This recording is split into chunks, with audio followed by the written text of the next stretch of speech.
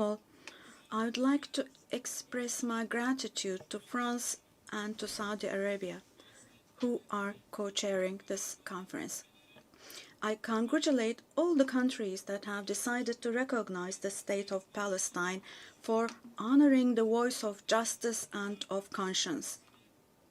I hope that this step, along with the initiatives to be undertaken in the coming period, will accelerate the implementation of a two-state solution. In our region, an unprecedented catastrophe has been unfolding for nearly 2 years now under the Israeli government's heavy and inhumane attacks.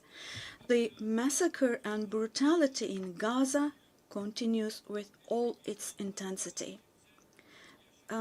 Since it is true that anyone who has a conscience cannot possibly accept this or remain silent vis-à-vis all this, the Netanyahu government is trying to make sure the following. Their goal is to make the establishment of a Palestinian state impossible and to force the Palestinian people to emigrate as much as possible. In the midst of these negative developments of a group of countries, among them members of the UN Security Council, they have taken the decision to recognize the state of Palestine, and this is an extremely significant and historic step. Now, we wholeheartedly wish we could see Palestinian President Mr. Abbas to be able to speak in this conference here today. Nevertheless, I find it extremely valuable that all the participants speaking today are also serving as the voice of the Palestinian people. It is also a fact that today the Palestinian cause has become a global issue. The participation in this hall today is the most important proof of this. In Europe, in Asia, the Americas, and Africa, we are witnessing people chanting "Free Palestine" on the streets, on social media, or in the press more than ever before now. This contradiction should not escape anyone's attention, including my friends here. The Netanyahu government governs today a society who, in the past, was targeted for eradication with the persecutions of the Holocaust. And today, his government is committing genocide against its own neighbors with whom they have shared the same land, the same water, air, and sea for thousands of years. Standing up against this oppression is not only a legal duty of the international community, but also a moral responsibility. The international community must stop expansionism in the West Bank, also the fait accompli in East Jerusalem, and the attempts to spread instability in the region. Otherwise, we cannot possibly talk about the presence of an international order or talk about defending universal values. The goal of deepening occupation and annexation policies is clear. The goal is to kill the vision of a two-state solution, to leave no ground for the state of Palestine to survive, to exile the Palestinian people, and to implement their expansionist ambitions by fueling instability in the region.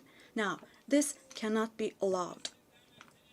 At this conference today, I hope that the countries that have shown the courage to recognize the state of Palestine will follow through on this historic stance with concrete and deterrent steps. It is now necessary to declare a ceasefire, ensure unhindered access to humanitarian aid to Gaza, and for Israel to withdraw its forces from Gaza.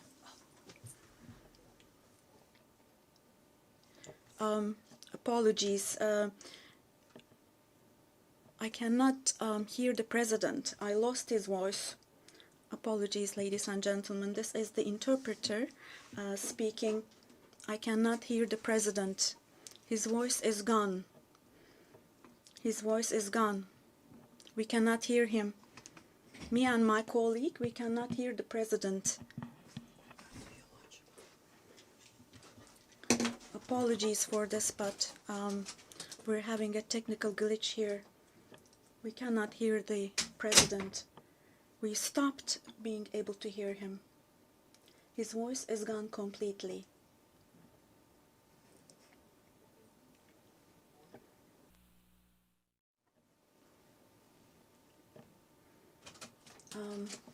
Sorry, but we cannot hear the president. His voice is gone completely.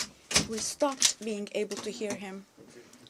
And right next to our booth, we have colleagues from, we believe, the Brazilian delegation, the Portuguese booth, and I can see them from the window. They cannot hear the floor either. We cannot hear the floor.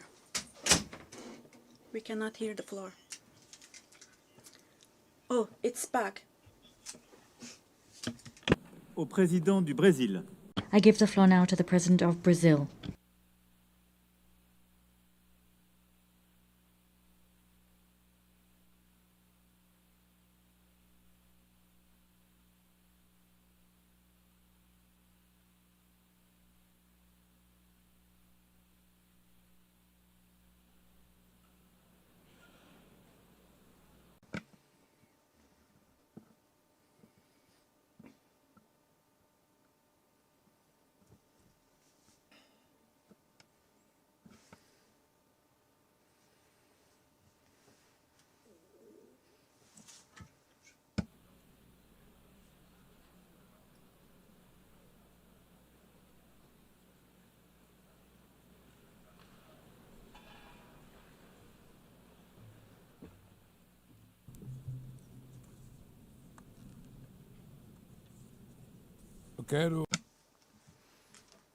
I would like to commend President Emmanuel Macron and Prime Minister Mohammed bin Salman for leading this important process and event. The question of Palestine arose when the General Assembly adopted the so-called Partition Plan 78 years ago. The session in which it was approved was chaired by Brazilian Osvaldo Aranha. On that occasion, the two-state perspective was born, but only one materialized. The conflict between Israel and Palestine is the paramount symbol of the obstacles faced by multilateralism. It shows how the tyranny of the veto sabotages the very reason for the UN's existence, of avoiding atrocities like the ones that motivated its founding from happening again. It also goes against its universal vocation, blocking the admission as a full member of a state whose creation derives from the authority of the General Assembly itself. A state is based on three pillars: territory, population, and government. All have been systematically undermined in the Palestinian case. How can we talk about territory in the face of an illegal occupation that grows with each new settlement? How do you keep a population in the face of the ethnic cleansing we are witnessing in real time? And how do you build a government without empowering the Palestinian Authority? As the Commission of Inquiry on the Occupied Palestinian Territories pointed out, there is no more appropriate word to describe what is happening in Gaza than genocide. Therefore, Brazil decided to become a party to the case submitted by South Africa to the International Court of Justice. The terrorist acts committed by Hamas are unacceptable. Brazil was emphatic in condemning them. But the right to defense does not authorize the indiscriminate killing of civilians. Nothing justifies taking the lives or mutilating more than 50,000 children. Nothing justifies destroying 90% of Palestinian homes.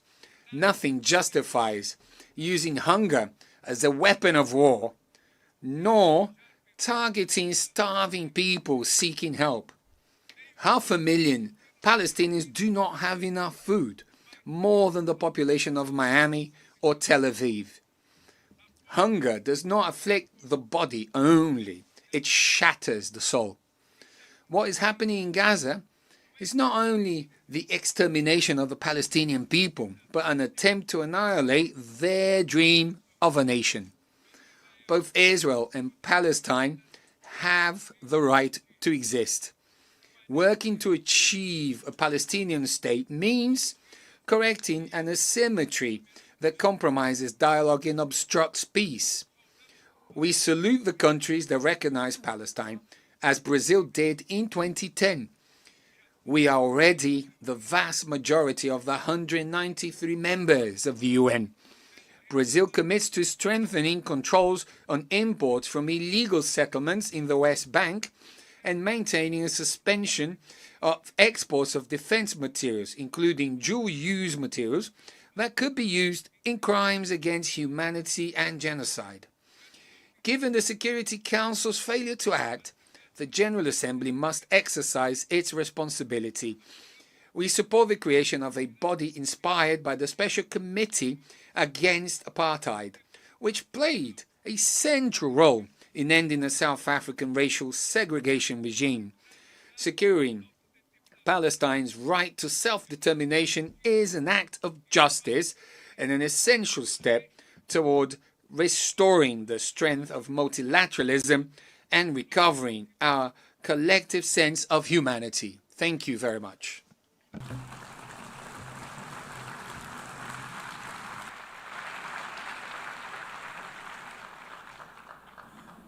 Je remercie.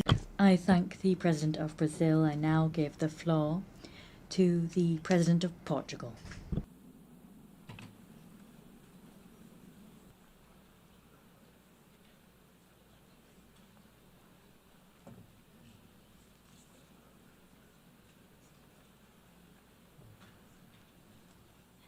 Madam President of the General Assembly, Mr. Secretary General, Monsieur le Président de la République Française, President of the French Republic, the Minister for Foreign Affairs of the Kingdom of Saudi Arabia, Mr. President of the Palestinian State, Excellencies, ladies and gentlemen, Portugal formally recognized the state of Palestine as a sovereign state with full rights. This decision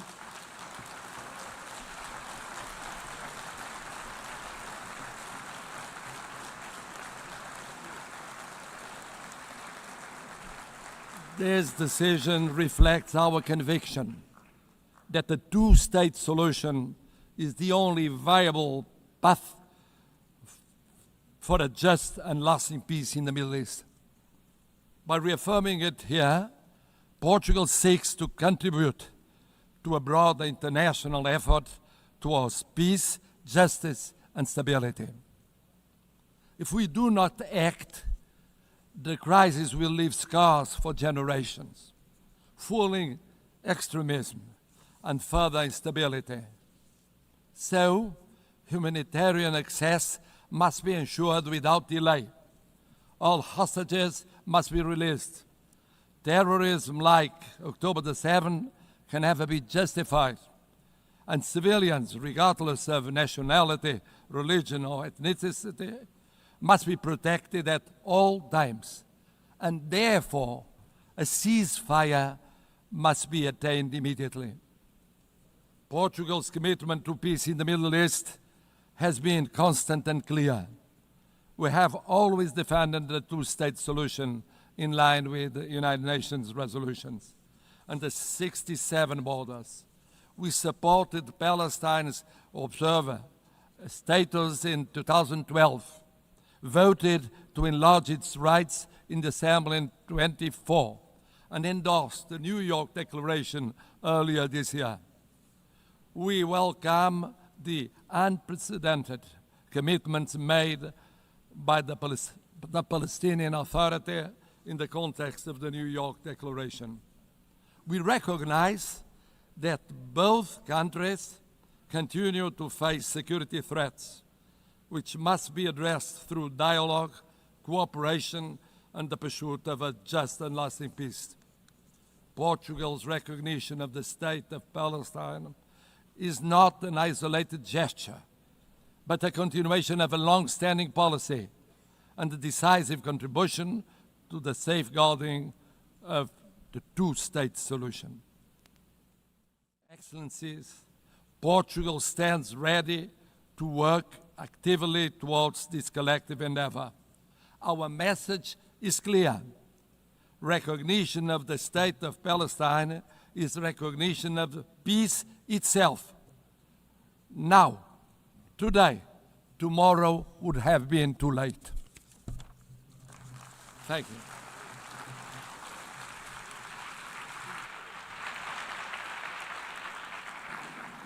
Je remercie I thank the President of Portugal. I now give the floor to the President of Indonesia.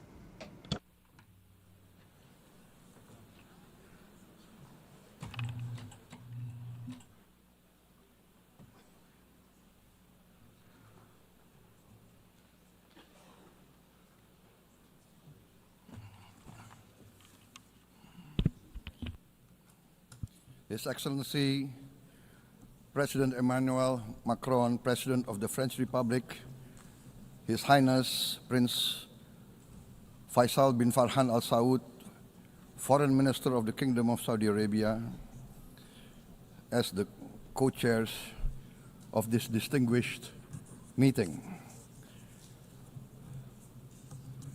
Co-chairs, Excellencies, distinguished representatives of the United Nations, I wish to extend our deepest appreciation and highest regards to the governments of France and the Kingdom of Saudi Arabia for their leadership in convening this important deliberation. It is with a heavy heart that we recall the ongoing unbearable tragedy in Gaza. Thousands of innocent lives, many of them women and children, have been killed. Famine looms. Human catastrophe is unfolding with our eyes. We condemn all acts of violence against innocent civilians. Therefore, it is today with dignity that we gather to take our historical responsibility. This responsibility speaks not only to the fate of Palestine, but also to the future of Israel, and also the very credibility of the United Nations. We condemn all violence against innocent civilians. Therefore, Indonesia once again reiterates its commitment to the two-state solution in the Palestine problem. Only this two-state solution will lead to peace. We must guarantee statehood for Palestine, but Indonesia also declares that once Israel recognizes the independence and the statehood of Palestine, Indonesia will immediately recognize the state of Israel, and we will support all guarantees for the security of Israel. The New York Declaration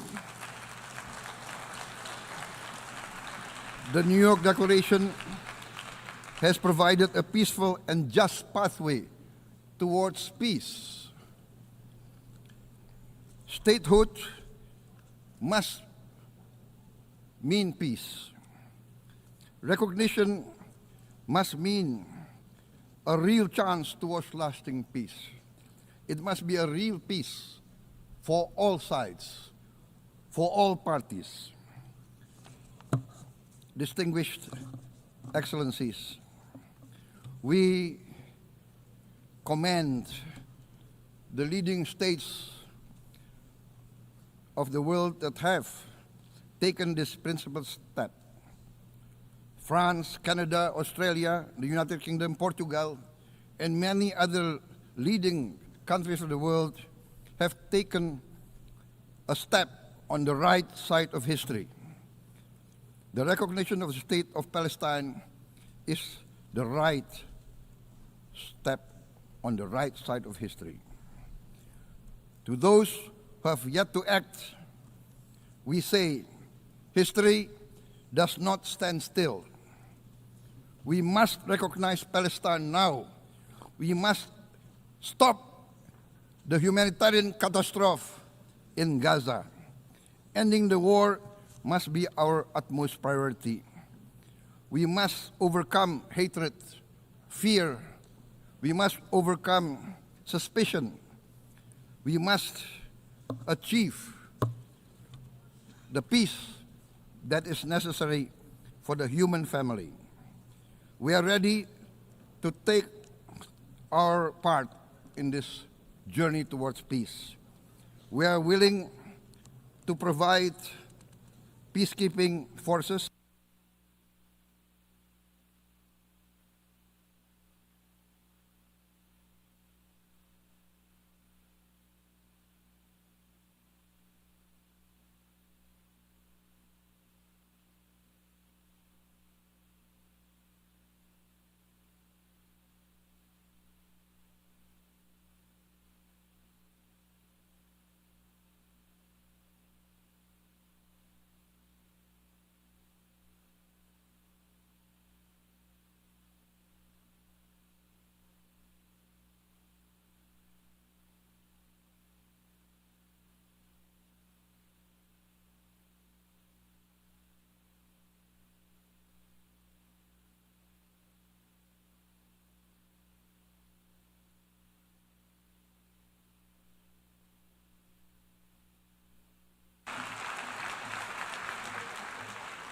Thank you very much. Peace. Peace now. Peace immediately. We need peace. Thank you very much.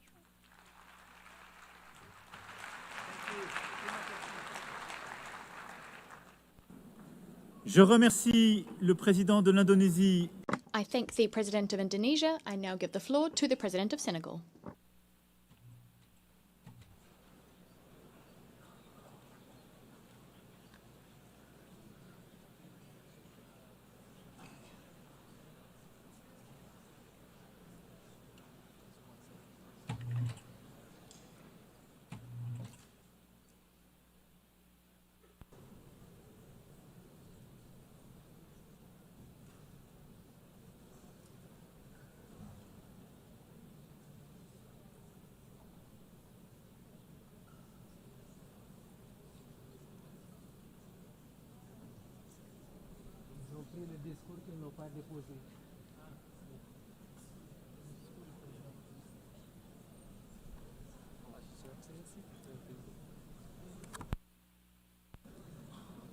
Messieurs les co-présidents, Co-chairs, dear colleagues, Secretary General of the United Nations, ladies and gentlemen, I commend the leadership of France and Saudi Arabia, and I commend the commitment of all here present to the Palestinian cause.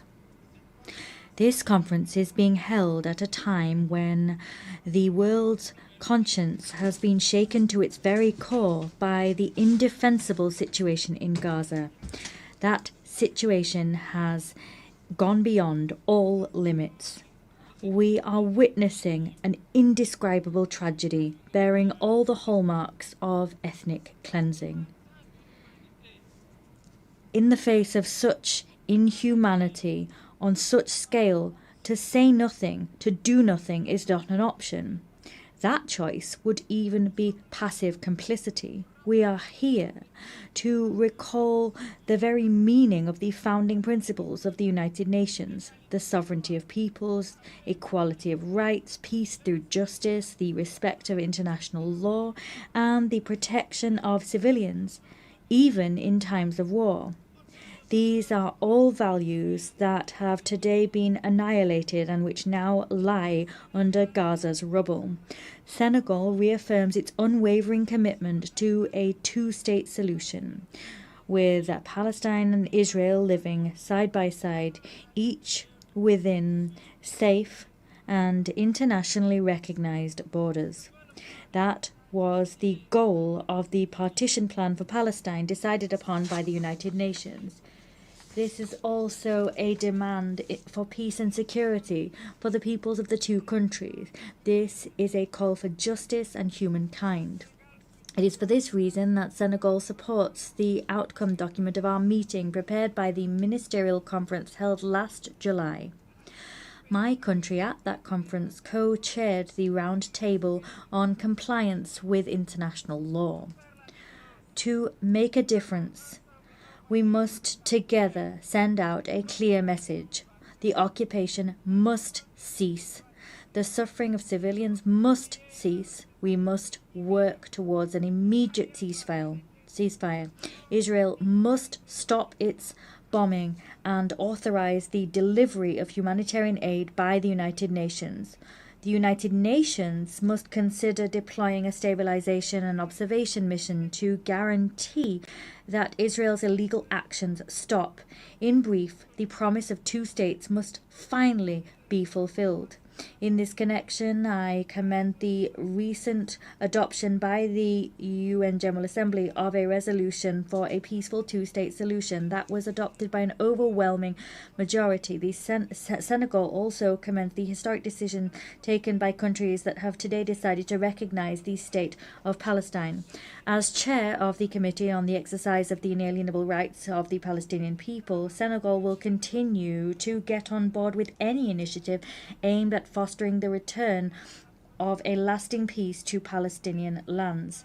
I appeal here to the world's conscience. Here, we're not looking to pit one side against another or to choose between them. But what we're looking to do here is to defend life, to ensure the voice of reason and law can ring out, and to preserve what makes our common humanity, that is, our capacity for empathy, justice, and solidarity. It is time to take tangible measures to create a viable Palestinian state. I thank you.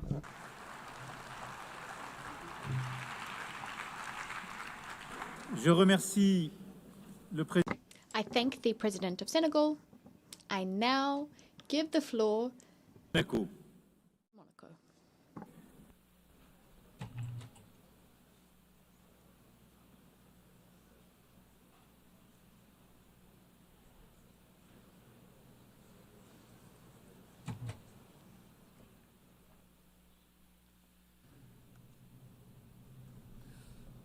Cher co-président, Dear co-chairs, President of the General Assembly, Secretary General of the United Nations, Excellencies, ladies and gentlemen, I wish to thank France and the Kingdom of Saudi Arabia for having convened this conference and invited us to it. Since the very beginning, we have spoken out as the Principality of Monaco loud and clear to defend indissociable rights, that of Israel to live within safe and recognized borders and to enjoy security therein, and the right of the Palestinian people to have a sovereign, viable and democratic state. Today we wish to reaffirm our unwavering support to Israel's existence, and we also wish to recognize Palestine as a state under international law.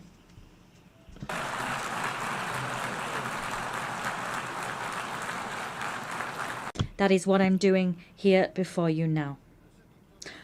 The 7th of October 2023 was in its full horror the starting point of the current chaos. It is now more urgent than ever before to move towards a tangible, balanced and sustainable solution based on mutual recognition and the respect for fundamental rights. This as soon as all hostages have been released and as soon as Hamas has been disarmed. Peace cannot remain a dim prospect on the distant horizon. It must be given its lifeblood in institutions with mutual guarantees and ensuring the effective respect for everyone's rights.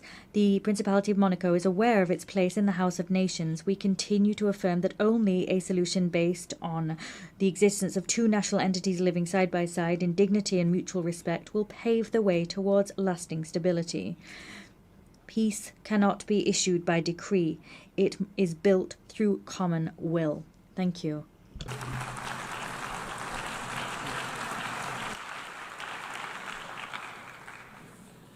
Je remercie le...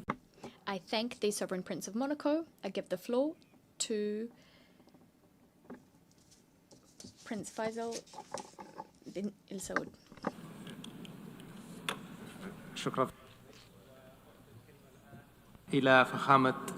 Thank you. I give the floor to His Excellency, the President of South Africa.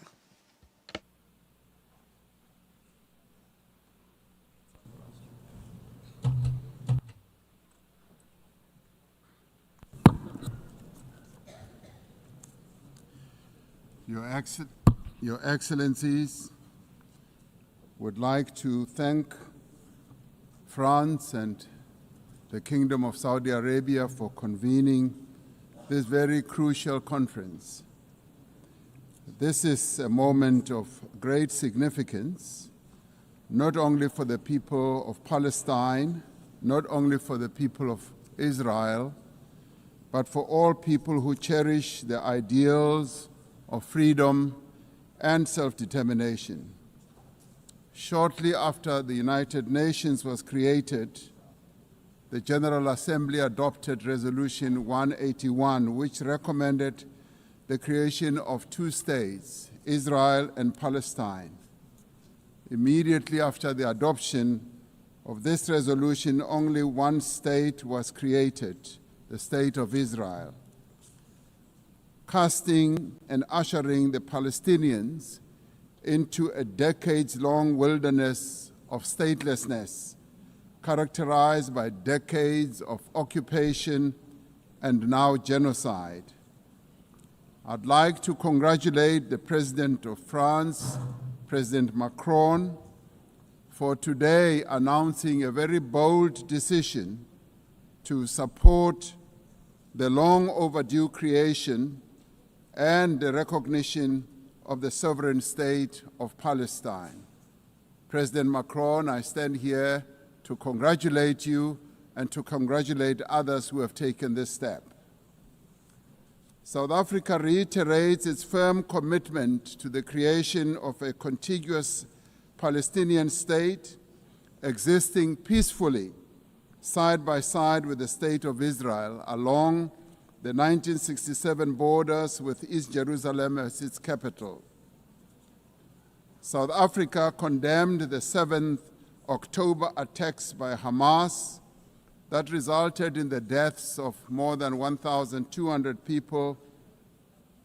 In response to this attack, Israel has unleashed disproportionate punishment against the people of Palestine. And we say here today that the only solution to this conflict is a two-state solution.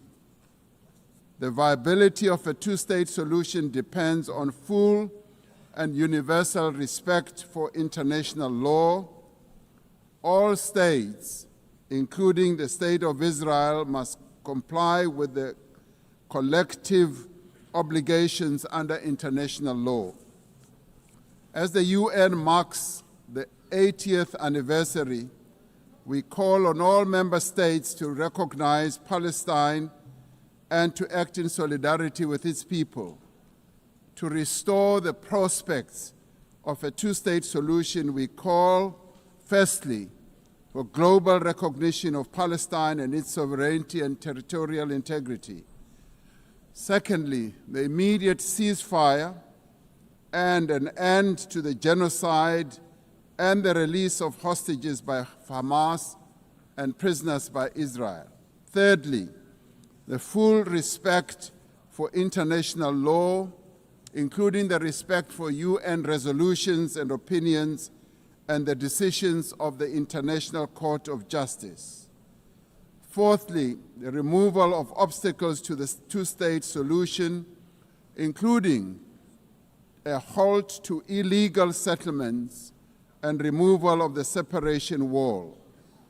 Lastly, the restoration of the humanitarian aid and reconstruction of Gaza. This is a conflict that has gone on for almost as long as the United Nations has existed. And we say that as the international community, this conflict must end now, and we as the international community must act now also in unison. We must now work together to achieve a just and peaceful and lasting solution. I would like to welcome the demonstrable groundswell of support for the establishment of the much-awaited state of Palestine by 142 nations.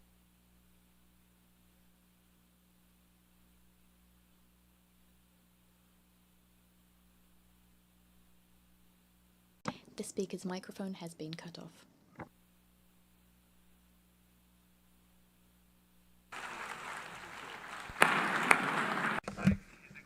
The President of South Africa. والآن أعطي الكلمة. I now give the floor to His Excellency President of Angola.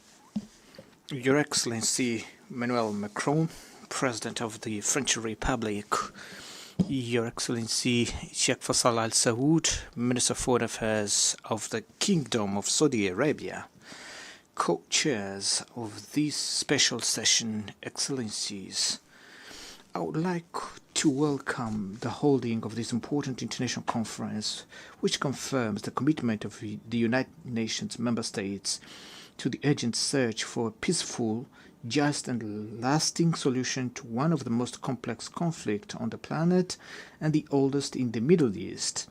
A special mention should be made to the French Republic and the Kingdom of Saudi Arabia, which have committed themselves very firmly and tirelessly in conducting this initiative. His Excellencies, in the context of this meeting, the New York Political Declaration on Peaceful Resolution of the Issue of Palestine and the implementation of the two-state solution, adopted on September 12 this year by the United Nations General Assembly, assumes unquestionable relevance as it demonstrated that there is an increasingly growing international consensus on the need to end the war in Gaza based on the effective implementation of the two-state solution. This conflict, which lasted for decades and has an unusual level of violence, will not be resolved, as all evidence show, by resorting to weapons, no matter how sophisticated they may be. The international community, which is increasingly aware of this fact, must use urgently all means at its disposal to convince the belligerents that the only way out of this situation is through dialogue to achieve a definitive peace based on the creation of the State of Palestine and peaceful coexistence between the two peoples. This is the position of the African Union, which also includes the principle that the East Jerusalem should be the capital of the independent and sovereign state of Palestine, and that the Republic of Angola is unconditionally aligned with the African Continental Organization in this effort, in which we all are committed to the definitive resolution of this conflict. Excellencies, we are following with deep concern the alarming reports about the catastrophic humanitarian situation in the Gaza Strip, where entire communities, including many children, succumb daily to hunger and survive in subhuman conditions. Africa in general, and the Republic of Angola in particular, we have a firm position of condemnation of terrorism in all its forms and manifestations, and within this principle, we condemned the action that resulted in the death and kidnapping of a large number of people in Israel by Hamas. Therefore, we demand their urgent and unconditional release as a step towards creating a necessary condition for dialogue. Along with our unequivocal condemnation of this act of deliberate violence perpetrated against Israel civilian by Hamas, we also repudiate the disproportionate reaction of the State of Israel with the use of fighter jets, bombers, tanks, and heavy artillery against not conventional army, but against defenseless civilian population of Palestine, journalists, medical personnel, employees of United Nations and humanitarian organization agencies under the pretext of persecuting Hamas. We also condemned the instrumentalization of humanitarian assistance as a weapon of war due to its profoundly inhuman and difficult to justify. In the face of this tragedy, it is urgent that we call for an immediate suspension of measures that obstruct and jeopardize the fundamental rights of population of Palestine, including the right to life, medical care, and food. We view with great concern these acts of war carried out selectively by Israel in several countries in the region, in total disregard for the norms of international law and principles and values of the United Nations charters, that do not produce other effect than lead to the resurgence of tensions and instability in the Middle East by destroying the prospect of resolving the conflict through dialogue and negotiations. Excellencies, the Republic of Angola, in an act of coherence and historic anticipation, formally recognize.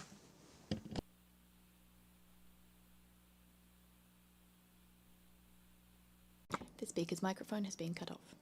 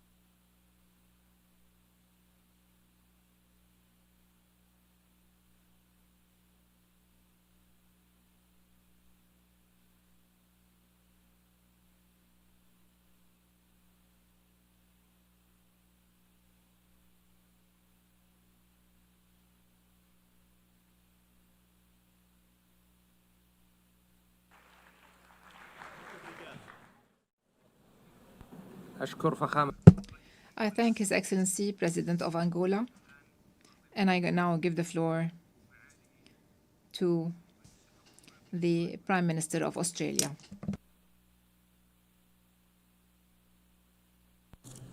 President Macron, Your Royal Highness, Secretary-General, colleagues. In 1947, Australia was proud to be the first member of the United Nations to vote for the plan that made the modern state of Israel possible. But that plan always encompassed two states, a state of Israel and a state of Palestine, living side by side within internationally recognised borders, recognising each other's right to live in peace and security. 8 decades ago, those hopes were consumed by conflict, and that has been the grim pattern over the years. Opportunities not taken, compromises rejected, good faith betrayed, a cycle of violence that has crushed generations. We saw that in the horrific events of October 7, 2023. Hamas terrorists descending on a festival promoting friends, love and infinite freedom to perpetrate atrocities. One Australian, Galit Carbone, was among those killed. Australia embraces all who carry the weight of grief. We repeat our call for the hostages to be returned immediately and with dignity. And we stand with Jewish people everywhere who feel the cold shadow of history's darkest chapter in any act of anti-Semitism. Throughout this conflict, Australia has supported calls for a ceasefire because every innocent life matters. Every Israeli life, every Palestinian life. Right now, Gaza is in the grip of a humanitarian catastrophe, and the Israeli government must accept its share of responsibility. Tens of thousands of civilians have been killed. Desperate people, including children, denied vital aid. Aid workers killed, including Australian Zomi Frankham. Journalists killed trying to bring the truth to light. This comes alongside the continued illegal expansion of settlements on the West Bank and an increase in settler violence. Threats to annex parts of Palestine and permanently displace the Palestinian people. Such conduct risks putting a two-state solution beyond reach. That is where the current road leads. We must choose a different path. We must break this cycle of violence and build something better. Yesterday, Australia recognised the state of Palestine.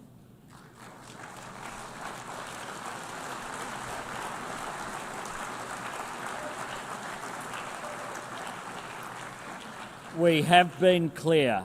The terrorist organisation Hamas can have no role in Palestine's future. Our recognition was predicated on commitments from the Palestinian Authority, reaffirming Israel's right to exist in peace and security, that Hamas turn over its weapons to Palestinian security forces and never controls Gaza again, and the PA must demilitarise, hold democratic elections and undertake wholesale reform to governance, finance and education. The leadership of the Arab League has added strength to these commitments. Their demand for Hamas to surrender its weapons and end its rule in Gaza has helped create this historic opportunity, a chance to deliver self-determination for Palestine in a way that permanently disarms Hamas and drives them from the region once and for all. Recognising the aspirations of the Palestinian people is about more than a seat, a voice and a vote in the councils of the world.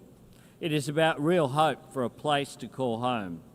This is the same hope that sustained generations of Jewish people, the same hope that binds us all to our countries and cultures and drives us to want a better life for our children.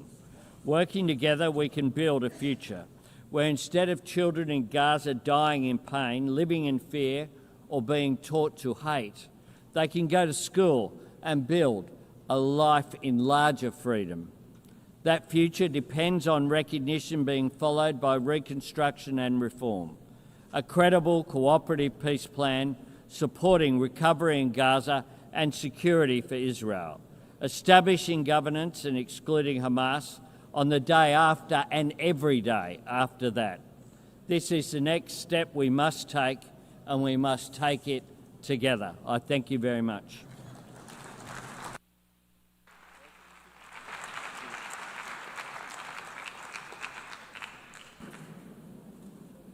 I would like to thank His Excellency and give the floor to His Excellency, the Prime Minister of Egypt.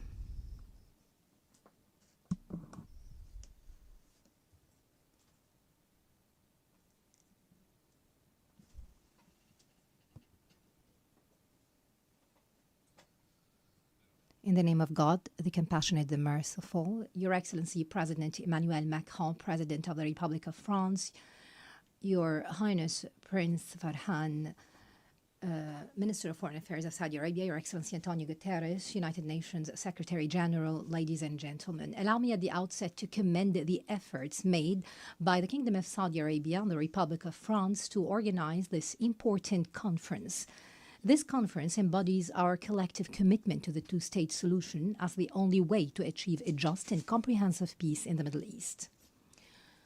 On behalf of Egypt, which for more than 40 years has led efforts to establish a just peace and stability in the Middle East, I address you today. Today more than ever, we need to emphasize that there will be no stability in the Middle East without a just and comprehensive solution that meets the legitimate aspirations of the Palestinian people to establish their independent state on the lines of the 4th of June 1967 with East Jerusalem as its capital. To put it bluntly, the two-state solution is not just a political choice or a moral obligation. Instead, it's a security imperative. The only path to a secure, stable, and prosperous Middle East is to guarantee the Palestinian people's right to freedom, dignity, and independence. Security will not be achieved in Israel through military force or attempts to impose a fait accompli. Ignoring Palestinian rights will only bring about more escalation and instability. The lack of a political horizon will open the door to more violence and radicalism. This has been proven by the successive developments in our region, especially over the past 2 years.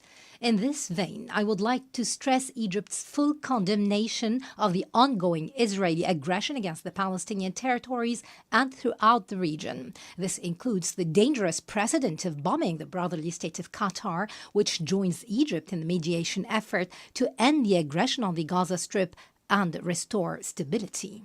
Ladies and gentlemen, the adoption of the New York Declaration by the General Assembly is a historic moment to renew the international community's commitment to fulfill the right of the Palestinian people to an independent state. Egypt hopes that this conference will see immediate, broad, and unconditional recognition of the State of Palestine by the states that have not yet taken such a step. However, what is required of us today is to build on these developments. We need to take practical steps to relaunch a genuine peace process with a specific time frame. This will bring about a just and sustainable solution based on the recognized resolutions of international legitimacy. Egypt continues to make all effort to reach a ceasefire in the Gaza Strip. We clearly believe that reaching a ceasefire and ending the bloodbath in Gaza is possible, as it is obligatory and necessary. The report of the United Nations Independent International Commission of Inquiry raises the alarm bell. It awakens every human conscience. Its findings were clear in confirming that Israel committed the crime of genocide with its material and moral elements against Palestinian civilians in the Gaza Strip. Ladies and gentlemen, I would like to stress that Egypt rejects any attempt at trying to displace the Palestinians or liquidating their cause. This amounts to the crime of ethnic cleansing. Thus, Egypt will, as soon as we reach a ceasefire, will host an international reconstruction conference in the Gaza Strip to mobilize the necessary funding for the Arab Islamic Reconstruction Plan in coordination with the government of Palestine. This will ensure that the Palestinian people will remain on their land and it will help them overcome the huge losses caused by the aggression. I call upon all our partners in the international community to contribute to this reconstruction effort and early recovery as part and parcel of any serious move to make the two-state solution a reality. We stand today in a pivotal moment. Either we establish a just and lasting peace that opens doors of hope for our peoples, or we leave the region hostage. The sound was cut off.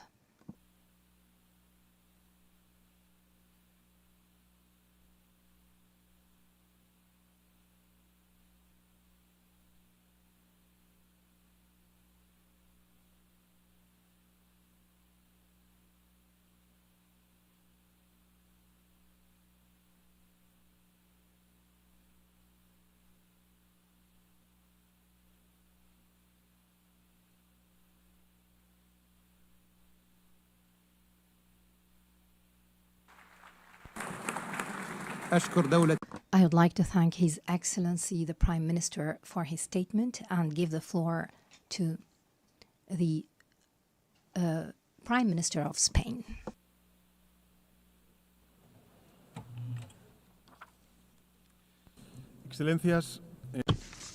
Excellencies, whilst the recognition of a Palestinian state is urgent, it is all the more urgent that there exist a Palestinian people in the state that we're claiming to recognize, and regrettably the Palestinian people are being annihilated. For this reason, in the name of reason, in the name of international law, and in the name of human dignity, we have to stop this slaughter now. At this precise moment, bombs continue to fall indiscriminately on the civilian population in Gaza. Hunger is killing women, older persons, and children. Today, we take a crucial step forward in calling for a two-state solution at this conference. But let us be lucidly clear, there is no solution possible when the population of one of those two states is the victim of a genocide. We are all well aware that the only hope that civilians in Gaza have is that of knowing that the world does not forget them, and this conference is an act of moral rebellion, an uprising against indifference and forgetfulness. Let us make this conference too a collective commitment to halting brutality and to paving the way for peace. Excellencies, this conference marks a monumental step forward, but it is not the end of the road. It only is and can only be the beginning. As such, I want to make two proposals. First, the State of Palestine must be a fully fledged member of the United Nations. As soon as possible, we must conclude the procedure to admit the State of Palestine to this organization on an equal footing with the rest of states herein. Secondly, we have to immediately adopt measures to halt the brutality and make peace possible. Spain, of course, will adopt a plan with measures to halt the genocide in Gaza. We will continue to take brave measures shoulder to shoulder with anyone who wishes to join us, because Gaza needs it. Excellencies, history will judge us, and its verdict will be brutal with those that perpetrated this slaughter and with those who remain silent or turned a blind eye. We need to take a step forward so that reason can prevail, for diplomacy, for IHL, for common sense and the most basic values that we hold as humankind. Let us make the 22nd of September the day that we remember as the first major step forward. Today, more than ever before, we cannot be indifferent to injustice. Thank you. I thank the President of the Government of Spain for his statement, and I give the floor to the Prime Minister of Canada.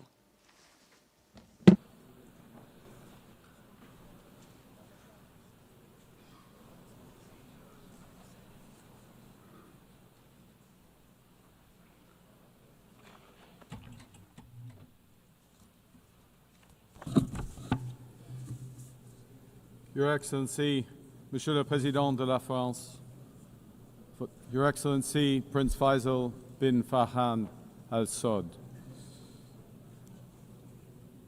Since 1947, it has been the policy of every Canadian government to support a two-state solution for lasting peace in the Middle East.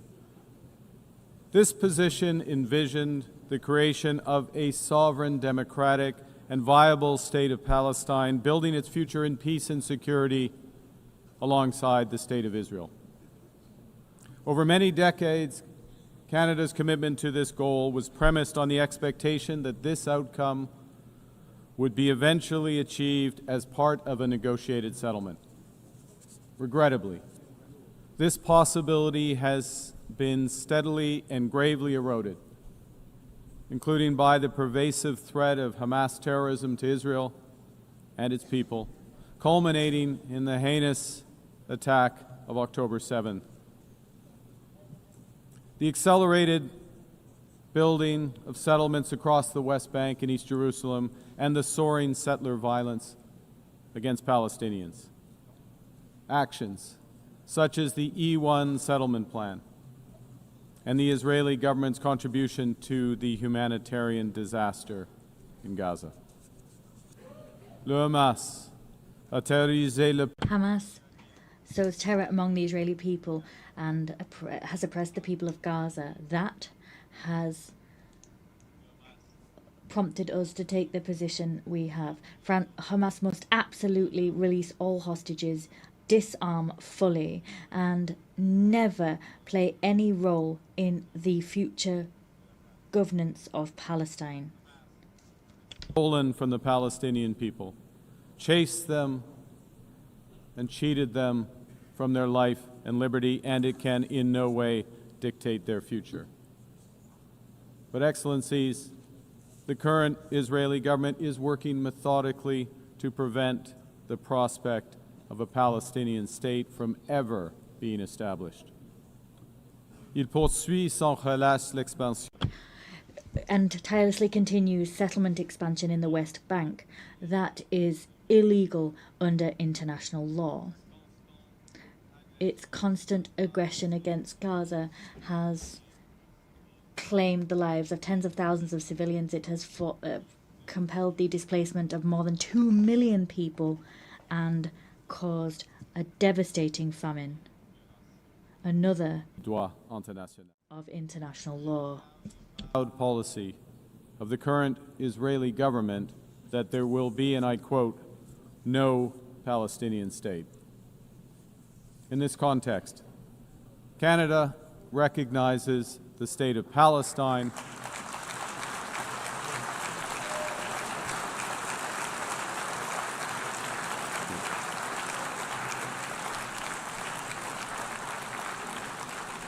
and we offer our full partnership in building the promise of a peaceful future for both the state of Palestine and the state of Israel.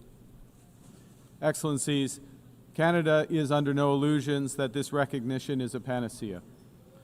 This recognition is, however, firmly aligned with the principles of self-determination and fundamental human rights in the UN Charter, and it is fundamentally consistent with the policy of the Canadian government for generations.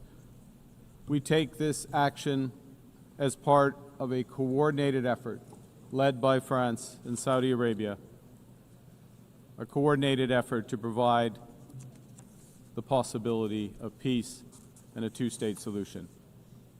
Recognizing the state of Palestine, led by the Palestinian Authority, empowers those who seek peaceful coexistence and the end of Hamas. It doesn't legitimize terrorism. And in no way does it compromise Canada's steadfast support for the state of Israel, its people, and their security, because that security can only be ultimately guaranteed through the achievement of a comprehensive two-state solution. Canada will take the efforts it needs to make to support the Palestinian Authority in implementing its program. With our international... The microphone has been cut off.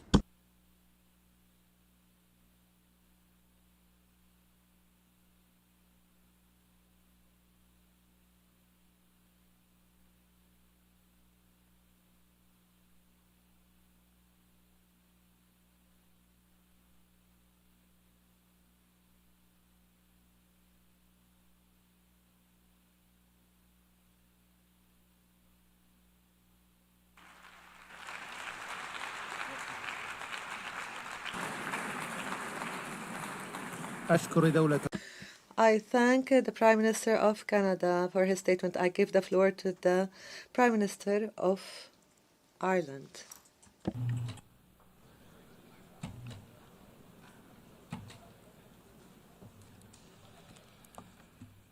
Presidents, co-chairs, may I begin by thanking France and the Kingdom of Saudi Arabia for convening us today, and I commend them for their leadership on this most vital of issues.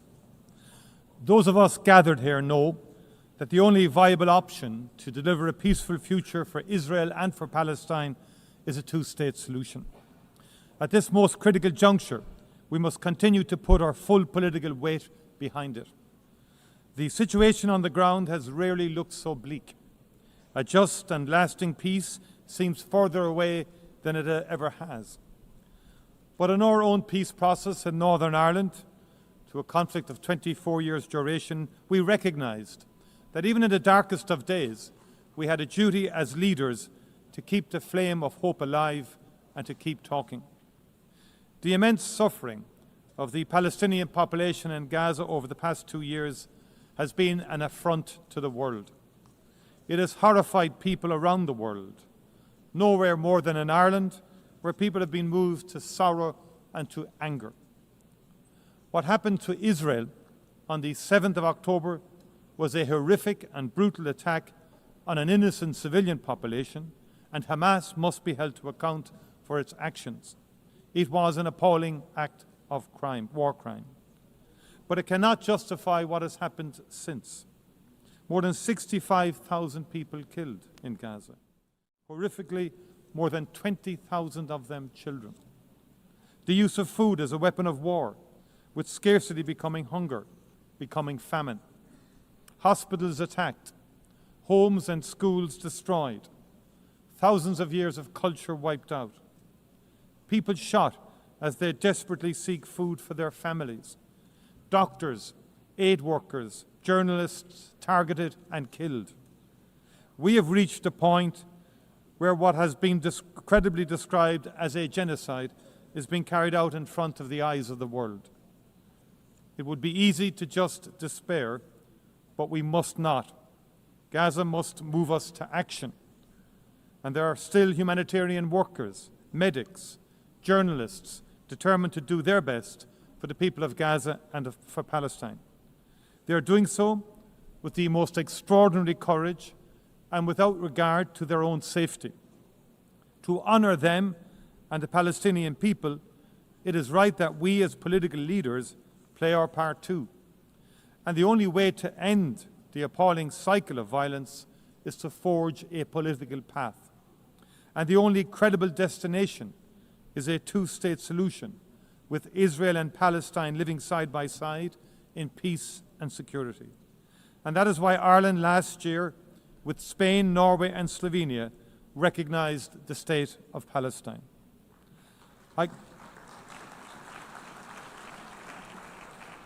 I commend those who have taken the decision to recognise the state of Palestine this week, and I strongly urge those who have yet to do so to give it serious consideration.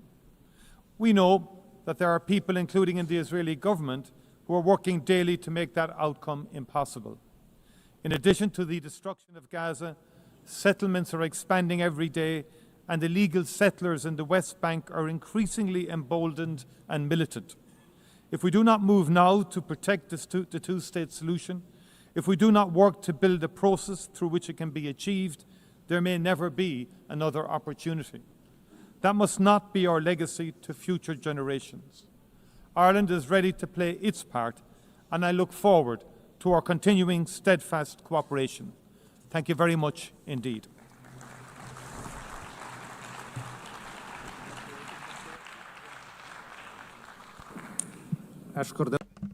I thank His Excellency for his statement, and I now give the floor to the Prime Minister of Belgium.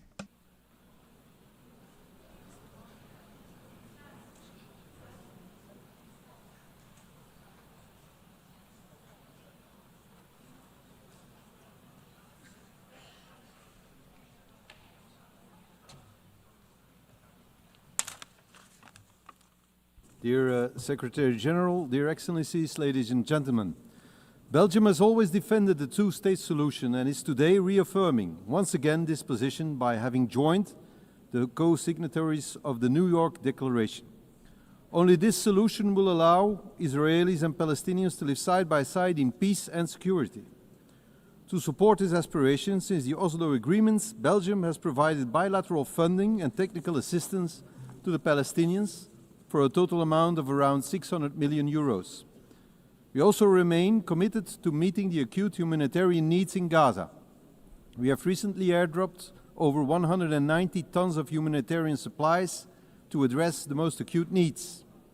The Belgian government has recently decided to add another 12.5 million euros to our humanitarian budget for Gaza, in addition to what has already been disbursed. full and free access to Gaza for providing massive humanitarian aid is an urgent need, as the famine has been officially recognized by the United Nations. Ladies and gentlemen, the resumption of settlement activities in the West Bank, particularly the E1 project, the military occupation aimed at the full occupation of Gaza, as well as the indescribable humanitarian crisis, all raise fears today that, in the absence of an international response confirming the need to keep the prospect of a Palestinian state alive, peaceful and sustainable coexistence in two states may no longer be possible. The recent declarations of a number of Israeli ministers, including the Prime Minister himself, that no state of Palestine will ever exist, is an additional reason for reaffirming the right and the need of the Palestinians having their own state.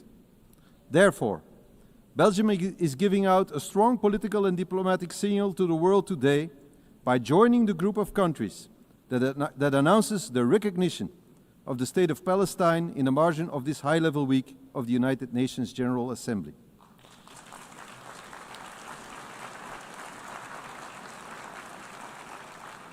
We are thus joining the initiative of France and the Kingdom of Saudi Arabia as advocated in the resolution adopted by the Belgian Parliament. Through this initiative, we continue to support international law, particularly the right to self-determination of peoples. Let me be clear, however, this step cannot be a reward for Hamas. Conscious of the trauma suffered after the Hamas terrorist attack on October 7, 2023, Belgium will proceed to the legal recognition of the State of Palestine once all hostages have been released and all terrorist organizations, such as Hamas, have been removed from the governance of Palestine. The effective conduct of diplomatic relations with the new State of Palestine, including the opening of a Belgian embassy and the conclusion of international agreements, will be carried out once the objectives of the New York Declaration have been achieved, notably the full demilitarization of Hamas and subsequent the renewal of governments based on presidential and parliamentary elections, giving the Palestinians a democratic, strengthened and renewed authority. All these steps are intended to guarantee the security of both the Israeli and Palestinian population. At the same time, we also strongly call for the recognition of the State of Israel by all Arab countries.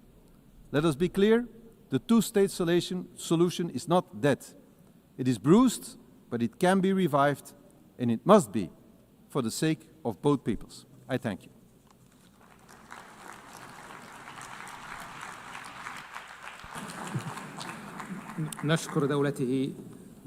We thank His Excellency, and I now give the floor to His Excellency Prime Minister of Norway.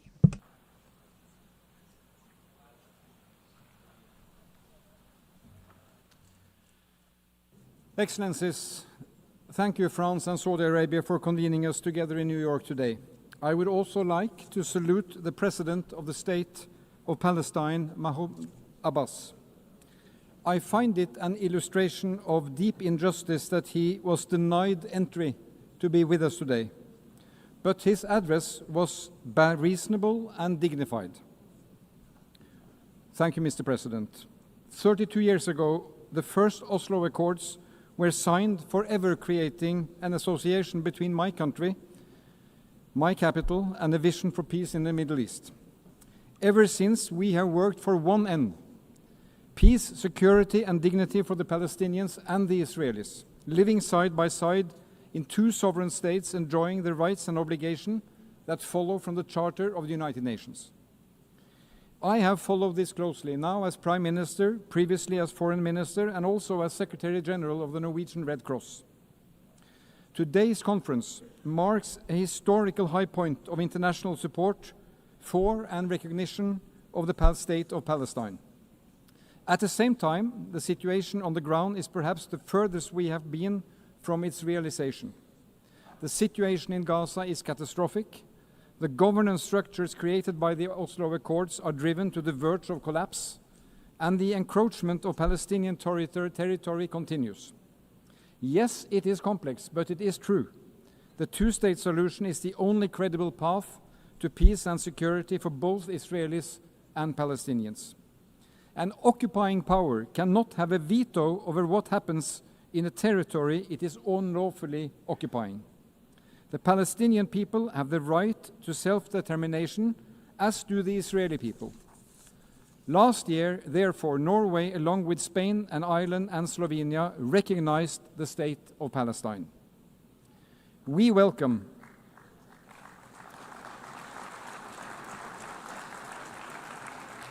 the recognitions announced this week and last year and today. Merci, Monsieur le Président, pour la décision. And thank you, Mr. President, for France's decision. The urgent need to stop the violence, improve access to humanitarian assistance, release the hostages, and pave the way for a lasting solution based on the fundamental principles of the Charter of the United Nations.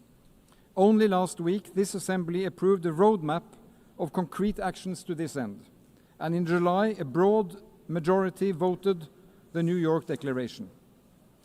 But friends, there will be no state of Palestine or a body to govern Gaza the day after without functioning Palestinian authorities. Preserving and reforming the institutions that we together have invested in and helped build over the last 3 decades is critical. It is critical for the well-being of the Palestinian population and its desperate hour.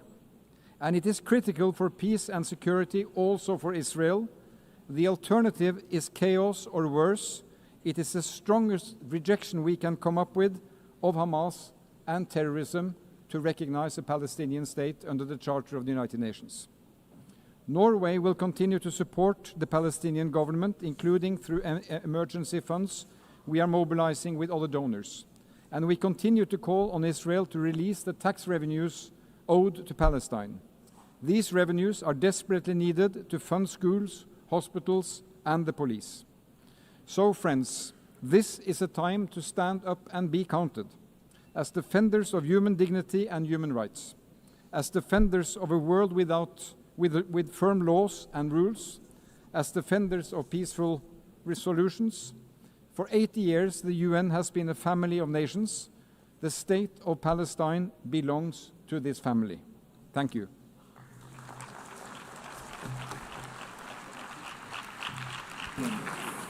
I thank His Excellency, and I now give the floor to His Excellency Prime Minister of Luxembourg.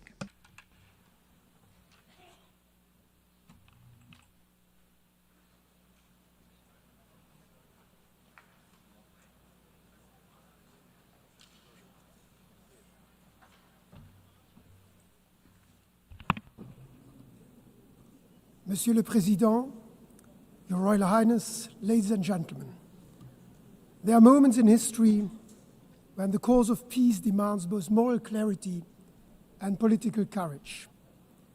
8 years ago was such a moment. The founding of the United Nations was an act of courage, guided by a clear vision of a world based on universal values and principles of peace, freedom, and justice. Today, again, is such a moment in history. Luxembourg stands here today as a partner to all those who believe that diplomacy still matters, that it can make a difference. We want to remain true to their promise made 8 years ago. Luxembourg stands here today as a partner for peace. We remain convinced that a two-state solution remains the only viable way forward for a lasting peace. Our goal is a safe and secure state of Israel living side by side with a safe and secure state of Palestine. Rarely has the prospect of a two-state solution felt more distant than today, and yet never has the international will to achieve it been more unified. When doubts grow, we must face them with the certainty of hope. That is why I solemnly declare that as of today, Luxembourg formally recognizes the state of Palestine.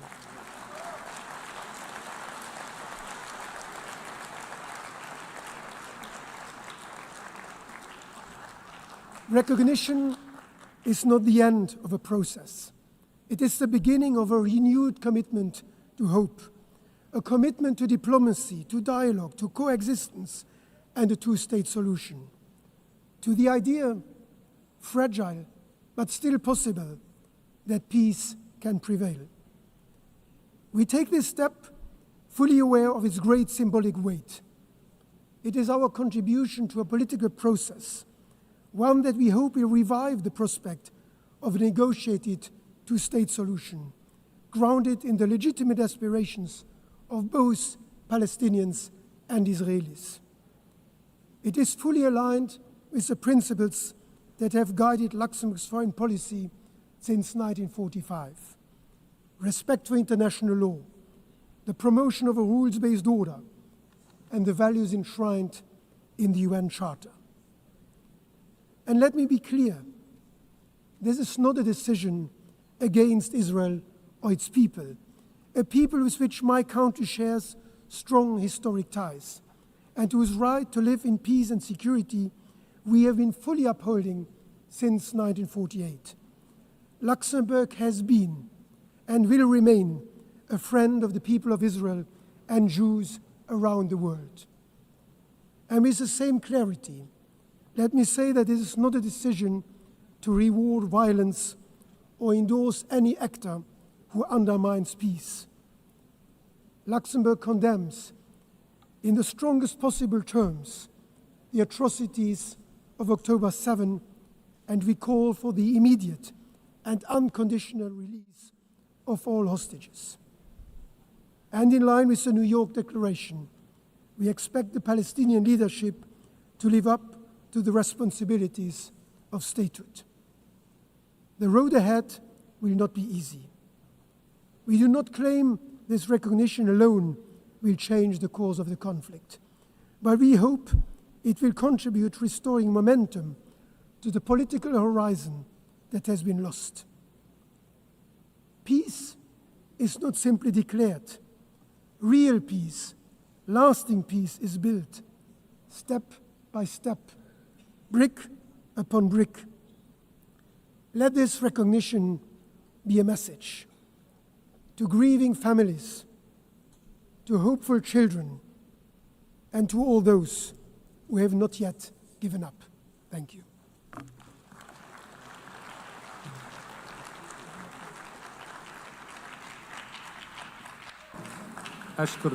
I thank His Excellency the Prime Minister and give the floor to the Prime Minister of Malta.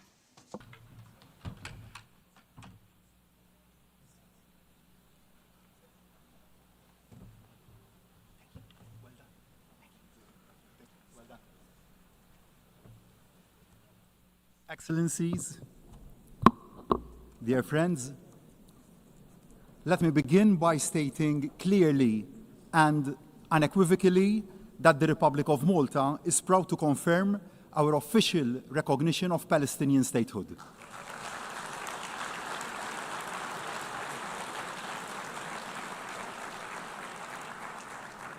We do so as a demonstration of our concrete commitment to a genuine and peaceful two-state solution, as the only solution that will secure the future of both peoples.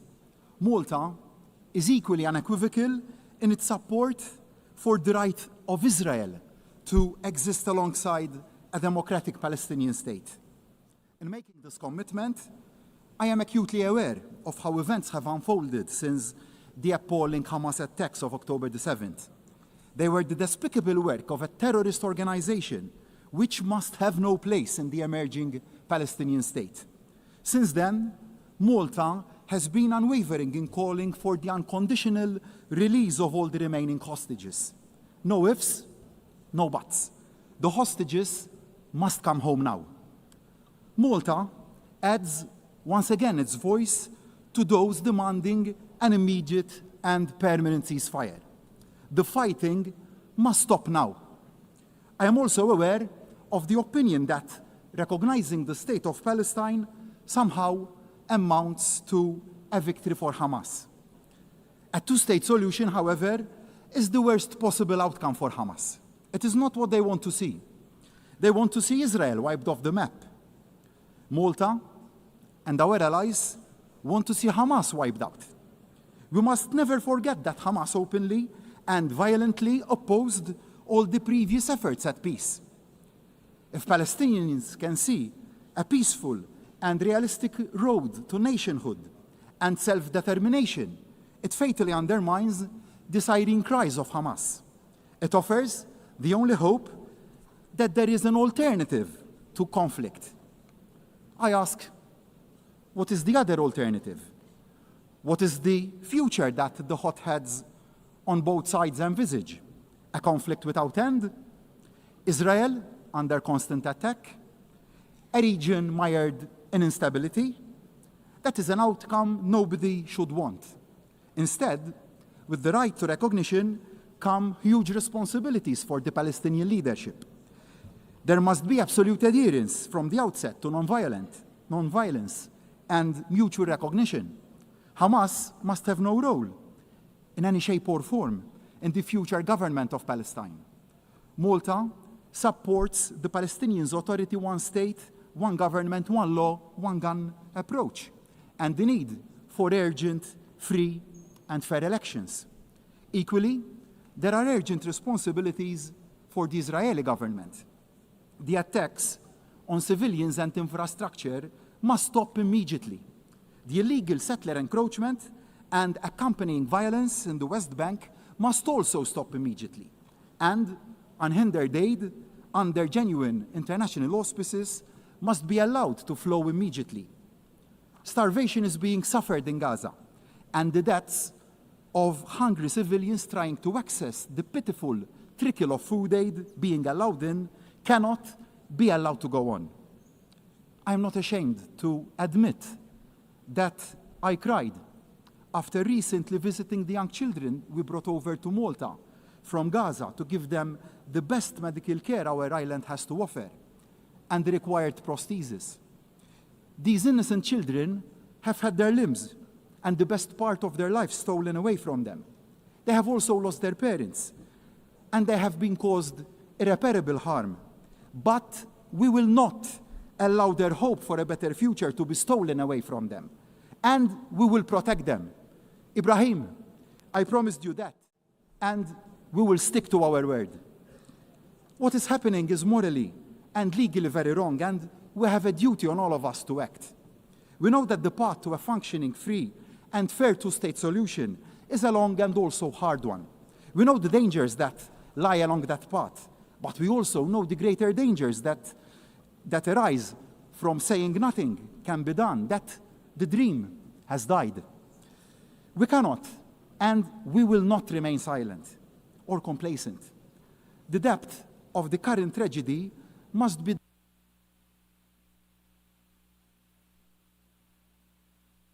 The speaker's microphone has been cut off.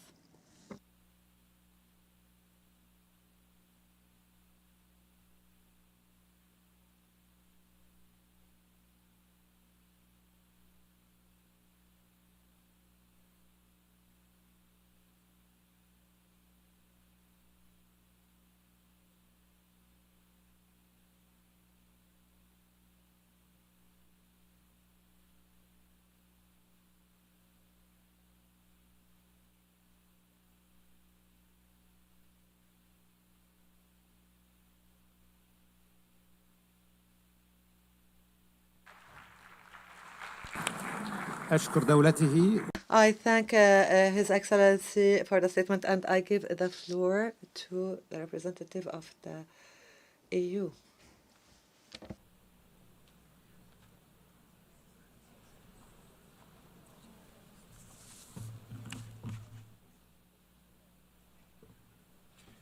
Monsieur le Président, Altesse Royale, President, Your Royal Highness, Excellencies, I would like to thank the initiative of France and Saudi Arabia, the initiative being to gather us at a critical juncture for peace in the Middle East. The region has known far too many wars, far too much violence and terrorism, too many deaths. Today in Gaza, we are facing a humanitarian catastrophe. We see families broken, famine used as a weapon of war, This disaster must end. The European Union once again calls for an immediate ceasefire, unfettered humanitarian access, and an end to the immediate and unconditional release of all hostages. We condemn the military offensive underway in Gaza. We also firmly condemn the violent escalation in the West Bank. We call on Israel to put an end to the aforementioned operations, to stop the illegal settlements. Excellencies, today, thanks to the impetus provided by this conference, the State of Palestine has been recognized by the majority of EU member states. Nonetheless, we must be clear-eyed about the day after. There is no room for Hamas, for terrorism. There's no room for deaths of innocent civilians. Nowhere, neither in Gaza nor in the West Bank, nor in East Jerusalem, nor in Israel. There's only one way forward, and that's the two-state solution. The State of Israel, secure and recognized by all members of this General Assembly, and the State of Palestine, democratic, independent, viable. Two states living side by side in peace.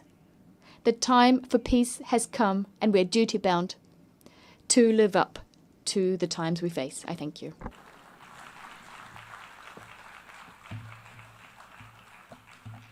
Monsieur le Président, President, ladies and gentlemen, when the night is darkest, we must hold fast to our compass.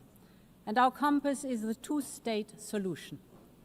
October 7th has opened one of the darkest chapters in history. We all agree that the tragedy in Gaza must stop right now and all hostages released. But ending the war might not be enough if there is no pathway to peace, if the prospect of two states is no longer viable. And as we speak, the two-state solution is being undermined, and this cannot be, because the only realistic peace plan is based on two states, with a secure Israel, a viable Palestinian state, and the scourge of Hamas removed. Since the beginning of this war, Europe has been the lifeline of the Palestinian Authority. We have put together an unmatched and unprecedented financial package of 1.6 billion euros. But as the very survival of the Palestinian Authority is at stake, we must all do more. And this is why we will set up a Palestine donor group. Any future Palestinian state must be viable, also from the economic point of view. And this can be achieved also with the support of the Palestinians' neighbors. We Europeans will set up a dedicated instrument for Gaza's reconstruction in coordination with other donors' efforts. Gaza must be rebuilt, the Palestinian economy must be relaunched, and I invite all of you to join in the effort to make this happen. Of course, in the end, only the Israelis and the Palestinians can agree on the way forward. But the international community has so much to contribute. We can facilitate, we can rebuild, but most importantly, we can keep hope alive. Thank you very much.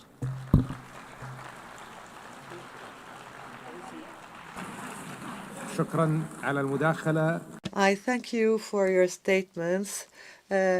Given the limited remaining time, we ask the Excellencies to limit their statements to 2 minutes, after which the microphones will be cut off. I give the floor now to the Minister of Foreign Affairs of Italy.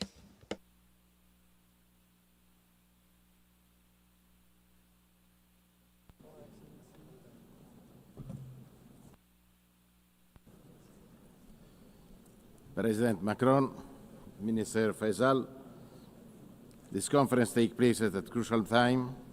The humanitarian situation in Gaza is catastrophic. Our position is clear. Italy is against the occupation of Gaza Strip and against any idea of displacement of its population. Italy condemned also the recent attack against Doha, but we encourage Doha to continue in the crucial effort to mediate, together with Egypt and the United States, to reach a ceasefire. We deplore the decision of the Israel government to expand settlements in the West Bank. We also condemn in the strongest term, the recent terrorist attacks carried by Hamas against the Israeli civilian population in Jerusalem. We are fully convinced that a path to peace is still possible. Like Pope Leo said, we cannot abandon the hope for peace. Italy strongly supports the dream of the Palestinian people to have a state. We will continue to support the Palestinian Authority in its reform. We will work hard for two-state solutions with the peaceful coexistence of the Palestinians and Israelis. It is the only solution to ensure a future of peace and prosperity in the Middle East. For this goal, it's crucial to reach the ceasefire, the liberation of the hostages, and the resumption of full humanitarian access. From the beginning of the conflict, Italy provided thousands of tons of aid to the Palestinian population. We also organized medical evacuation to cure in Italy hundreds of Palestinian children. We know this is not enough. We must interrupt the cycle of violence. The message from New York is clear. Israel, stop bombing. Hamas, freedom immediately for the hostages. We must focus on the day after. It should meet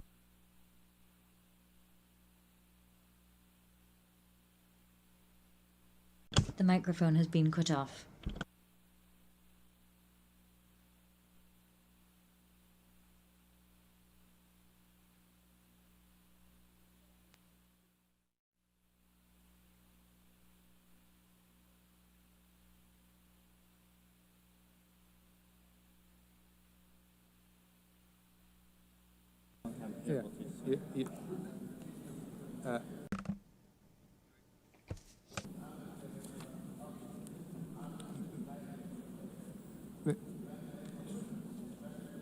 Minister.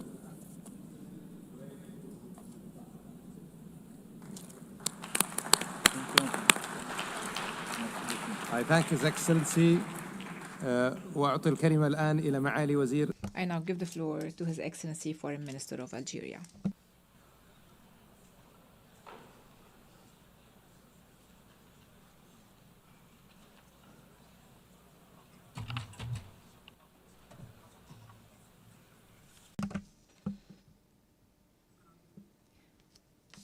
I thank the co-presidency of this conference.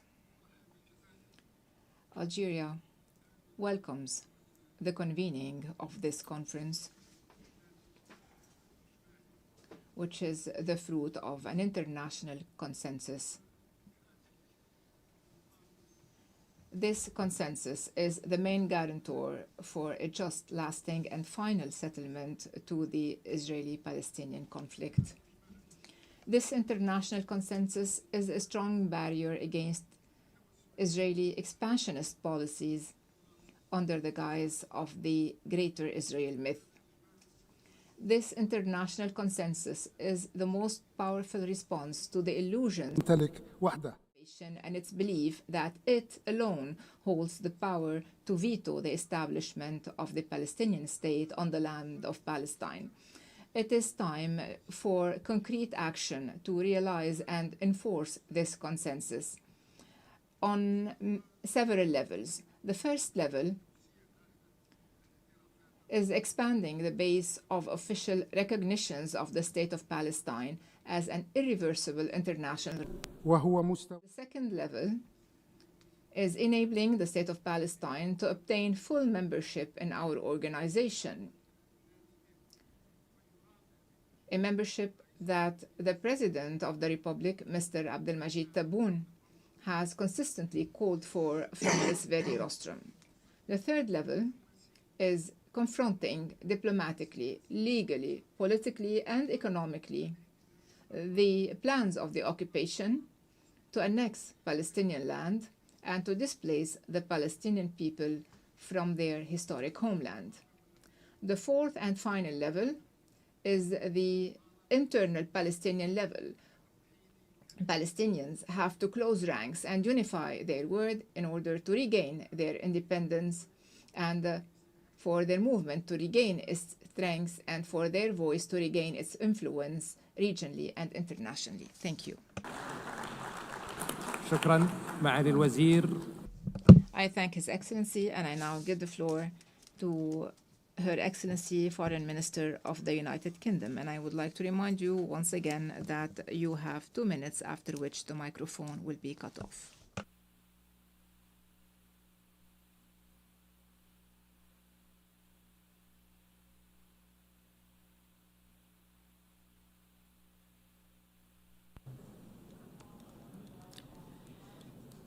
Thank you, Chair.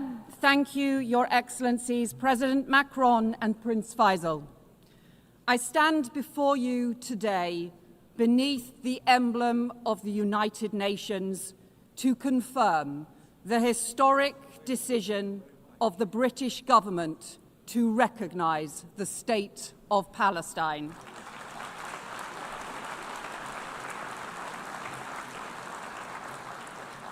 This step, alongside friends and partners, reflects a long-standing truth that statehood is the inalienable right of the Palestinian people and that two states is the only path to security and lasting peace for Israelis and Palestinians alike. But it also reflects a grave reality. The two-state solution that for decades has commanded global support is in profound peril. From continued bloodshed, man-made famine, terrorism and hostage-taking, settlement expansion and settler violence.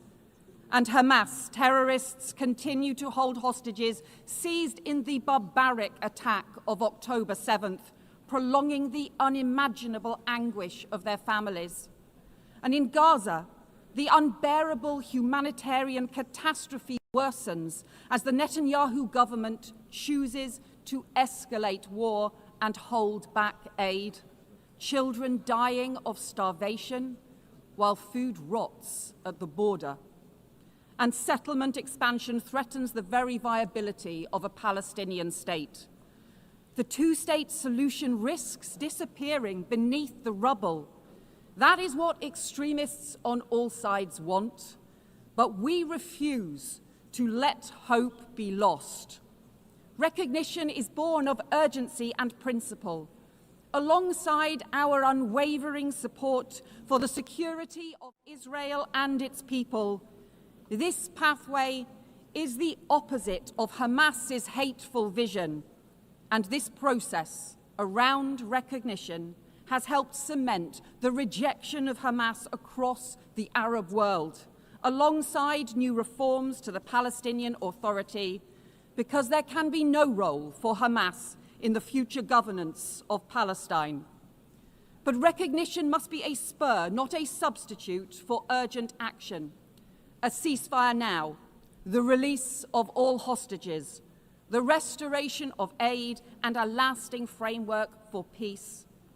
Recognition is about the future, but it is rooted in our past. 75 years ago, Britain was rightly proud to recognise the State of Israel. But the promise of upholding Palestinian rights has gone unfulfilled. For decades, my country supported a two-state solution, but only recognised one state. That changes now, as we join more than 150 member states in recognising the State of Palestine and protecting the pathway to peace. Thank you.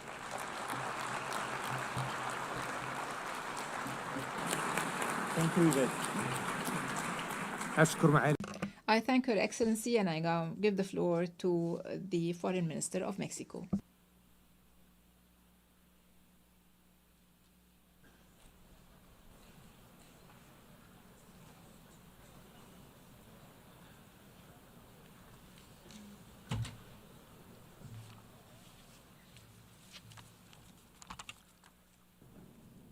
Señor Presidente.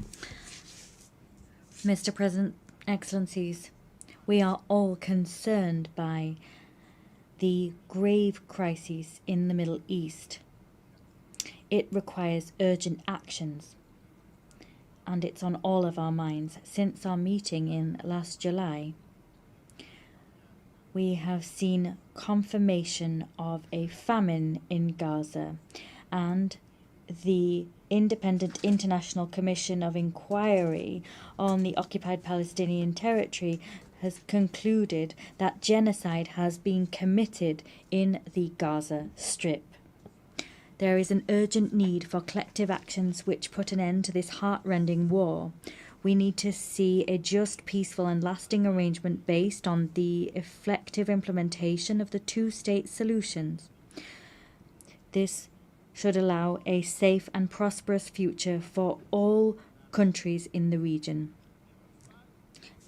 The support for the New York Declaration issued by the General Assembly should lead to the establishment of political and security frameworks able to halt the humanitarian crisis. We must begin reconstruction and recovery work and guarantee the long-term security of both states. Mexico recognizes these steps taken by all mediating countries to immediately achieve a definitive ceasefire and the release of all hostages. It is our view that a just, peaceful solution based on international law must be supported by narratives, underpinned by narratives that humanize the problem, counter division, and promote the acceptance of the other. The microphone has been cut off.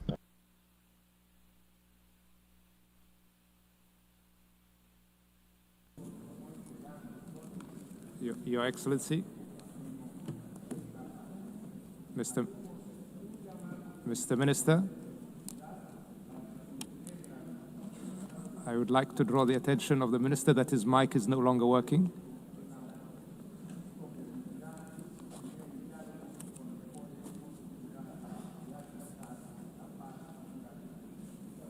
Yes. Thank you, Excellency. والآن أعطي الكلمة. And I give the floor to His Excellency, the Foreign Minister of Japan.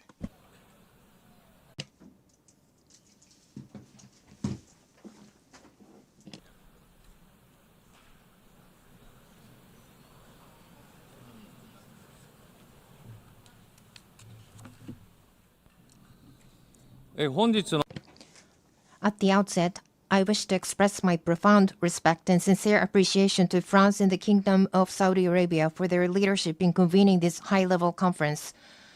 Together with Norway, we have had the honor of serving as co-chair of the working group on the economic viability of Palestine, engaging in sincere and constructive discussions with UN member states and international organizations.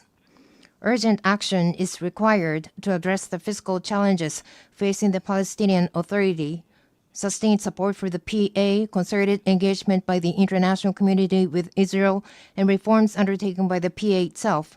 Japan continues to make tangible contributions, including recent financial assistance through the World Bank. Yet today, the situation has reached an extremely grave and alarming juncture that threatens to erode the very foundation of a two-state solution. The sharp deterioration of the humanitarian crisis in Gaza, the expansion of settlement activities in the West Bank, and steps toward annexations are completely unacceptable. Japan strongly condemns these actions and calls on Israel to immediately cease all such unilateral measures. At the same time, Hamas must release all hostages and disarm. Japan has consistently supported a two-state solution. For my country, the issue of recognizing a Palestinian state is not a matter of if, but of when. While carefully monitoring developments in the region, Japan will continue its comprehensive deliberations with even greater seriousness. Above all, what matters most is that Palestine can exist in a sustainable manner, living side by side in peace with Israel. Japan will continue to play a proactive role in advancing toward the goal of a two-state solution, even by a single step. Should Israel take further actions that block the path to the realization of a two-state solution, Japan will be compelled to introduce new measures in response. Japan fully supports the aspirations of the Palestinian people to establish their own independent state.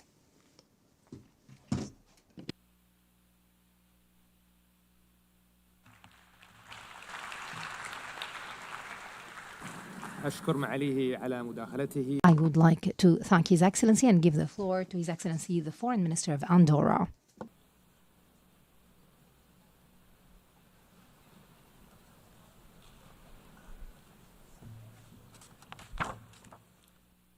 Messieurs les Présidents, Excellences. Presidents, Excellencies, ladies and gentlemen, the situation in Gaza has become unbearable. Civilian victims, mostly women and children, run into the tens of thousands. Humanitarian access has been seriously hindered. Hunger is a weapon of war.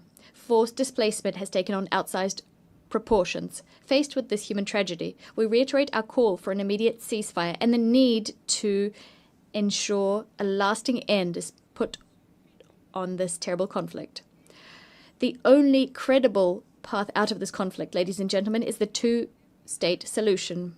The 12th September vote did not leave a shadow of a doubt. This assembly, by an overwhelming believes that the Palestinian people should live in peace and security within their own state, side by side with the State of Israel. With this widely shared assessment in mind, the government of Andorra approved the recognition of Palestine. We will continue to forcefully call for the release of all hostages, for the disarmament of Hamas, the perpetrators of the atrocious 7th of October 2023 attacks, and for the advent of a Palestinian state that's been demilitarized and that exists under the reformed authority of a government that excludes Hamas. When the conditions are in place and if we can guarantee the full regional integration of Israel, this recognition will take its effect. With this recognition of Palestine, our country, which is proud of its over 7 centuries of uninterrupted peace, and remains committed to neutrality, multilateralism. The speaker's microphone has been cut off.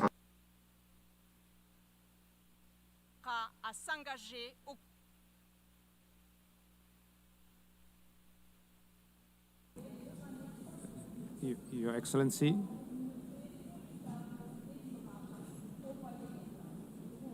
Okay, bravo.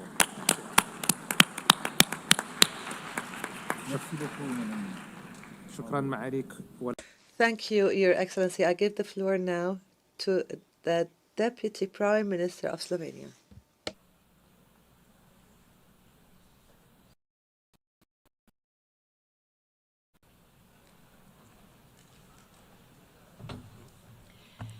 Your Excellencies, I would like to thank France and Saudi Arabia. A mutually agreed and sustainable two-state solution is the only viable path forward for peace in the Middle East. This cannot exist without a legitimate and capable Palestinian Authority, which requires reforms but also international support. We cannot allow the region to revert to an ineffective state that leaves a vacuum. It is for these reasons I signed a memorandum of understanding with Palestine last month. The horrifying images of starving children in Gaza are the outcome of deliberate choices. This is a man-made catastrophe. Gaza is enduring what international law defines as genocide. This demands clarity of words and urgency of action. When brute force replaces law, it will not bring security. It will bring instability and radicalization for generations. We insist that law must apply equally to the powerful as to the weak. Slovenia has acted. We recognize Palestine together with Ireland, Norway, and Spain. We call for a permanent ceasefire, the release of all hostages, and the protection of all civilians. We insist that humanitarian aid must flow into Gaza. We are at a turning point. We welcome the most recent recognitions and insist others must follow suit. History will not be kind to hesitation. It will not remember speeches that avoided difficult truths. It will unapologetically remember those who stood silent when genocide unfolded. Let this conference be remembered not as another echo chamber, but as the place where the international community finally moved from words to consequences. And the speaker's microphone has been cut off. أشكر معاليها والآن أعطي الكلمة I thank Her Excellency, and I give the floor to the Foreign Minister of Germany.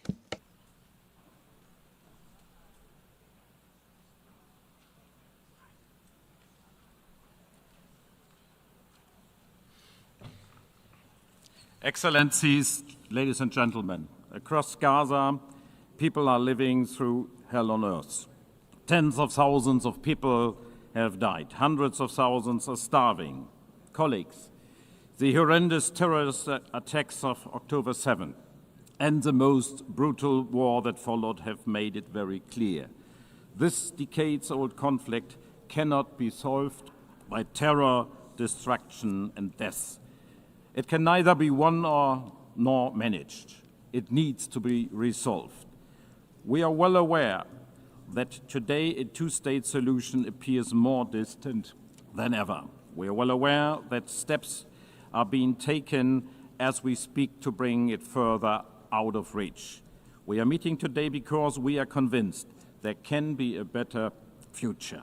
An independent, democratic, and viable Palestinian state existing side by side and in peace and in security with Israel. A negotiated two-state solution in accordance with international law, one to which no convincing alternative has been presented so far. Colleagues, to bring that future closer, Germany is guided by three principles. First, we do not and will not recognize any changes to the 1967 borders unless agreed upon both parties. Second, we consider Israeli settlements in the occupied territories unlawful and a serious obstacle to peace. And third, we respect the IGC's advisory opinion of 19th July 2024 and act in line with its stipulations. My country will always be deeply committed to Israel's existence, which is still being questioned by some.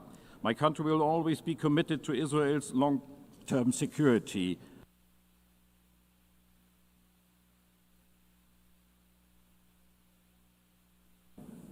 Microphone has been cut off. Herr Minister. Herr Minister.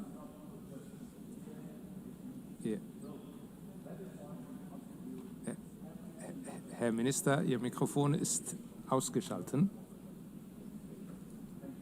Thank you. Thank you, Your Excellency. شكرا معالي الوزير والآن. Thank you, Excellency. I now give the floor to the Foreign Minister of Denmark.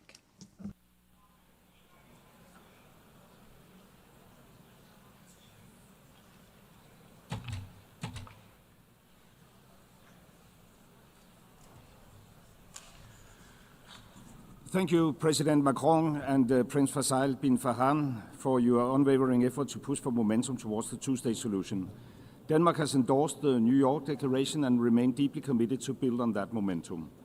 Almost 2 years has passed since Hamas' appalling terrorist attack, and ever since, Denmark has repeatedly condemned the attack, and we continue to insist on the immediate and safe release of every hostage.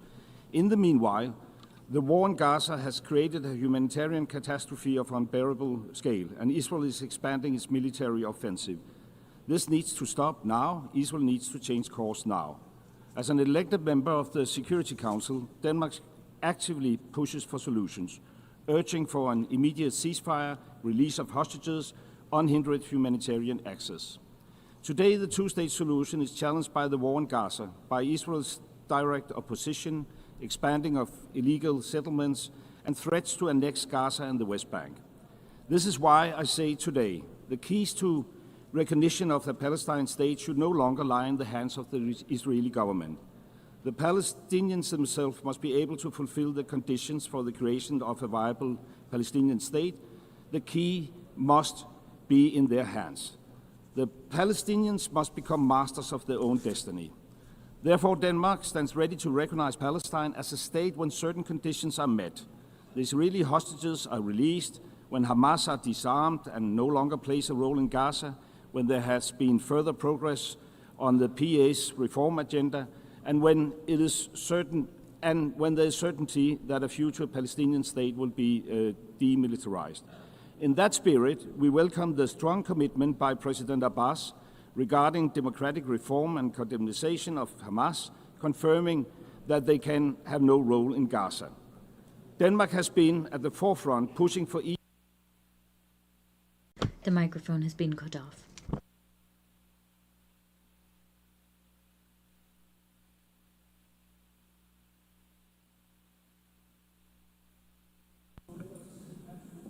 Your Excellency,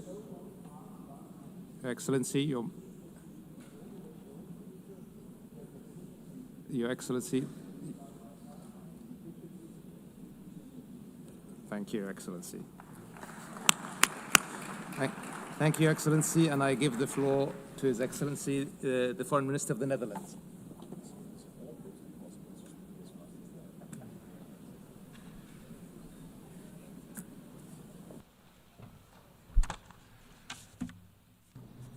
Your Excellencies, today we unite as international community to voice our support for the two-state solution. Allow me to thank France and the Kingdom of Saudi Arabia for providing this opportunity. We must bring an end to this continuous cycle of violence and suffering that Palestinians and Israelis have for long endured. We have both the ability and the obligation to provide hope and a future to those who seek peace and reconciliation. The horrendous war in Gaza must end now, and the worrying tide in the West Bank must be turned. With this in mind, we put our signature under the New York Declaration. And with this in mind, we have taken and will take steps to preserve the two-state solution and alleviate the immense suffering of the people of Gaza. A full course correction is needed, and the steps the Netherlands takes at the national and European level should force Israel to change its course. A legitimate and democratic Palestinian Authority with full control of the Palestinian territories is critical for achieving a viable Palestinian state. Hamas can have no role in future governance, must release all hostages and lay down its arms, and any future solution must guarantee the security of Israel, as we remain fully aware of the intention of Hamas and its likes. The Netherlands will recognize the Palestinian state at a later stage as part of a political process that should commence now. In the meanwhile, we actively contribute, for example, through hosting the Global Alliance or through the Ad Hoc Liaison Committee and all of the areas identified in the annex of the New York Declaration currently count on Dutch support. We must continue to build on the outcomes of this conference and maintain momentum. An independent Palestinian state alongside a secure Israel. The speaker's microphone has been cut off. Thank you, Your Excellency. I now give the floor to His Excellency, Minister of State of Qatar.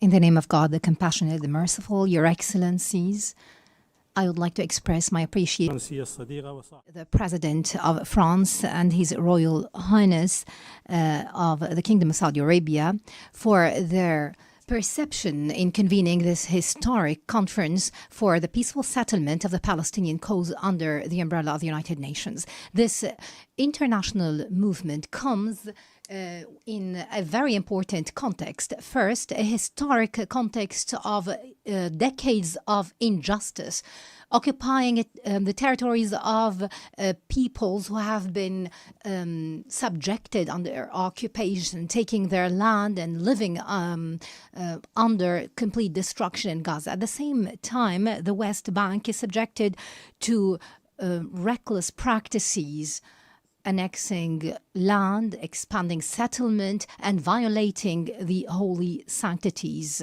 This is a dangerous threat to international peace and security and to the Middle East. This Israeli escalatory aggression came as a threat to so many countries in the region, including my country.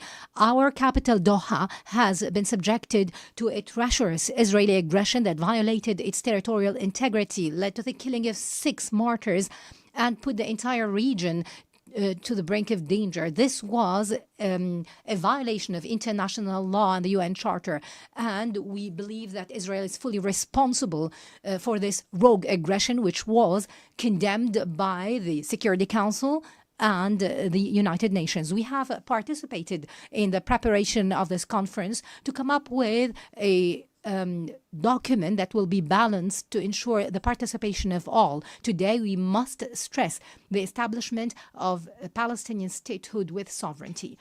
The mic was cut off.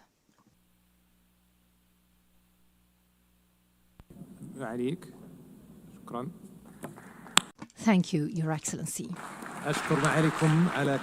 I would like to thank you, Your Excellency, and give the floor to His Excellency, the Minister of State in the UAE.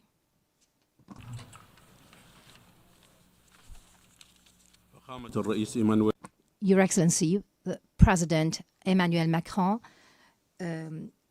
Your Highness Prince Faisal bin Farhan, Excellencies, at the outset, I would like to thank the Kingdom of Saudi Arabia and the French Republic for their concerted effort to organize this conference and the adoption of the New York Declaration by an overwhelming majority at the General Assembly. This would lead to the establishment of an independent, sovereign Palestinian state living in peace and security alongside the State of Israel. We welcome the growing international recognition of the State of Palestine. We call upon the states that have not yet recognized the State of Palestine to do so. In light with the dangerous developments unfolding in the Gaza Strip and the ongoing threats to annex the West Bank and other serious and unacceptable violations, it's imperative that we intensify our efforts to achieve an immediate and lasting ceasefire, release all hostages and detainees, and guarantee full, unconditional humanitarian access across the entire Strip. We have to support the mediation efforts by Egypt, Qatar, and the USA. We call upon the Security Council to uphold its legal and moral responsibilities by taking measures to deter Israel and stop its violations in the occupied Palestinian territories and acts of aggression across the region. We caution that this would have grave risks to regional and international security and peace. The achievement of lasting peace hinges on creating a clear political horizon to establish an independent Palestinian state. It's important to have a legitimate, capable Palestinian national authority that can control arms and be accountable. To conclude, Mr. President, let's pave the way for a lasting, just, and comprehensive peace that fulfills the aspirations of the peoples of the region. Thank you. Thank you, Your Excellency, and I give the floor to the Vice President of the Vice Prime Minister of Russia.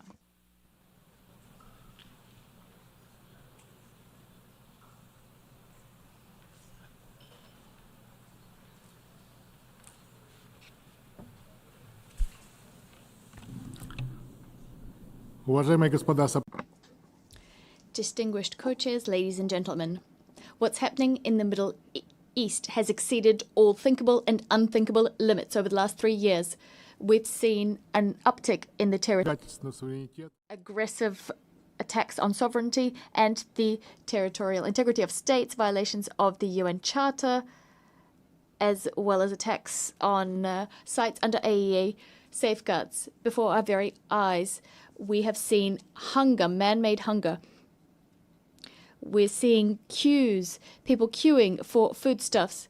50,000 people, children have died, and many children are suffering from malnutrition. According to the OCHA representative, the city of Gaza has been handed down a death sentence. The Israeli leadership has announced it will be annexing a large portion of the West Bank, building up E1, that sector, and thus doing a blow to the establishment of a continuous state of Palestine with East Jerusalem as its capital. Palestinians being subjected to unspeakable suffering, as well as having their hopes for a better future taken away from them. And this at a time when we commemorate the 80th anniversary of the end of World War II and the establishment of the UN. Many states promised the recognition of Palestine some time ago, and today they made good on that promise. They did this 80 years after the adoption of a key decision, Resolution 181 of the UNGA, with the partition plan of former Mandate Palestine into 2 states. I'd like to remind you that Russia, much like the overwhelming majority of the world's states, 149 states, long ago recognized the legitimate rights of Palestinians to return to their own state. And we did this without waiting for this current human tragedy. The speaker's microphone has been cut off.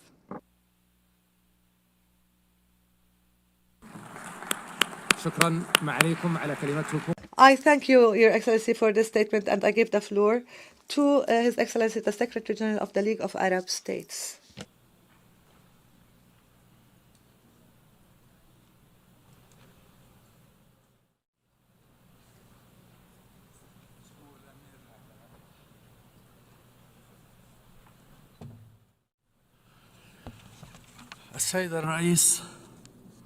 Your Excellency, we face an extraordinary moment by all standards and means, while the Israeli occupation is seeking now to bury the project of the Palestinian state on the streets of Gaza. We see the representatives of the overwhelming majority of the countries of the world and at highest levels to save this project. We are here today not to save the Palestinian state only, but to also save some of our common humanity. I would like to remind everyone that the State of Israel was established through a UN resolution, and the the states recognizing Israel had the biggest impact on the fact that it was established and given legitimacy. The UN resolutions stipulated the establishment of Palestinian state to be established alongside Israel, but this state did not see the light of day for several reasons. We have a duty, this important duty, to make this conference a major milestone on a path that is important and a road that is irreversible towards implementing the two-state solution, and for the states to recognize the Palestinian state today. They should also have the duty of protecting Palestinians against systematic killing and the Palestinians against punitive measures that undermine future opportunities and bring us backwards. Thank you, Mr. President. I thank you, Your Excellency, for this statement. This would be our last speaker for this afternoon. The 5th plenary meeting is hereby resumed. I now invite my fellow co-chair to make his statements. I wish to thank you, heads of state and government, ministers, foreign affairs and official representatives for having participated in this historic conference on the margins of the UN General Assembly. The conference has allowed us to take note of the significant progress that has been made since the conference last July, and we must not and we will not stop here. This collective effort is vital and must continue in the next few weeks if we are to rise to the major challenge of transforming a hopeless ongoing war into a reality of peace and security which stands the test of time. Time is marching on given the extremely grave nature of the situation and the collective suffering of civilians. The dynamic we've ushered in today must be followed by rigorous work on Palestine's tomorrow. The Palestine Authority must be reformed. There must be the laying down of arms, Hamas excluded from government, and other things. This will, if we move forward in this way, there will be able to be a sovereign, independent Palestine state alongside Israel, guaranteeing everyone's security. As we chart this course, our only adversaries are extremism and hatred. Let us give them no ground whatsoever. Ours is the duty to stop Israeli and Palestinians from getting bogged down in an infinite spiral of violence. As the President of the Republic said, thank you.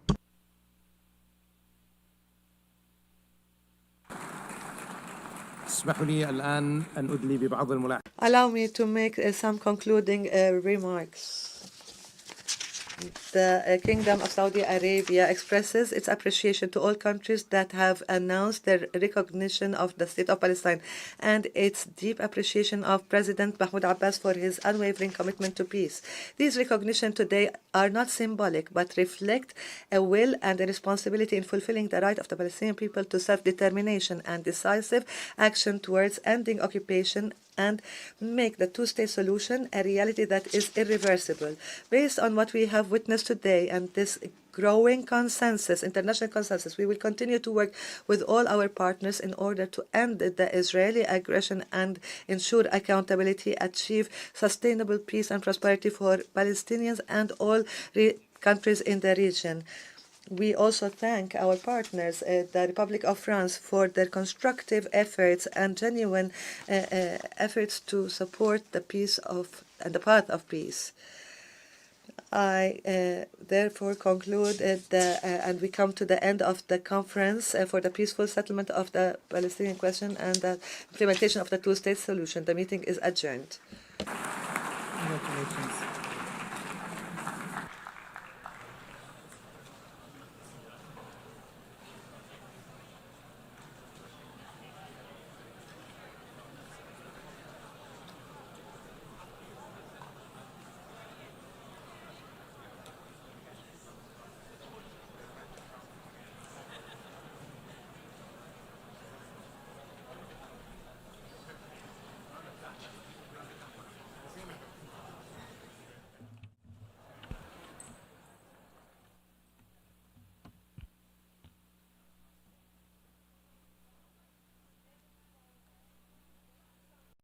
Gone up in smoke.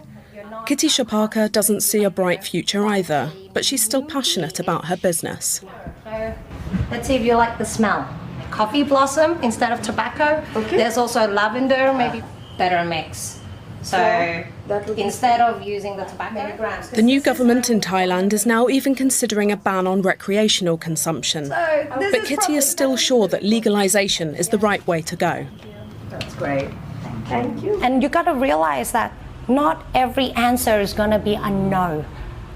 And if they choose to use it better, if you give them the proper knowledge of this is how I use it properly, this is how I should control myself, this is the amount, this is the process, and this is how I don't harm myself or others, rather than just go, no, it's bad. An ongoing and heated debate prevails in Thailand. For weed enthusiasts, the conditions here are nothing short of paradise. But medical professionals, lawyers, and concerned parents see a dangerous trend emerging.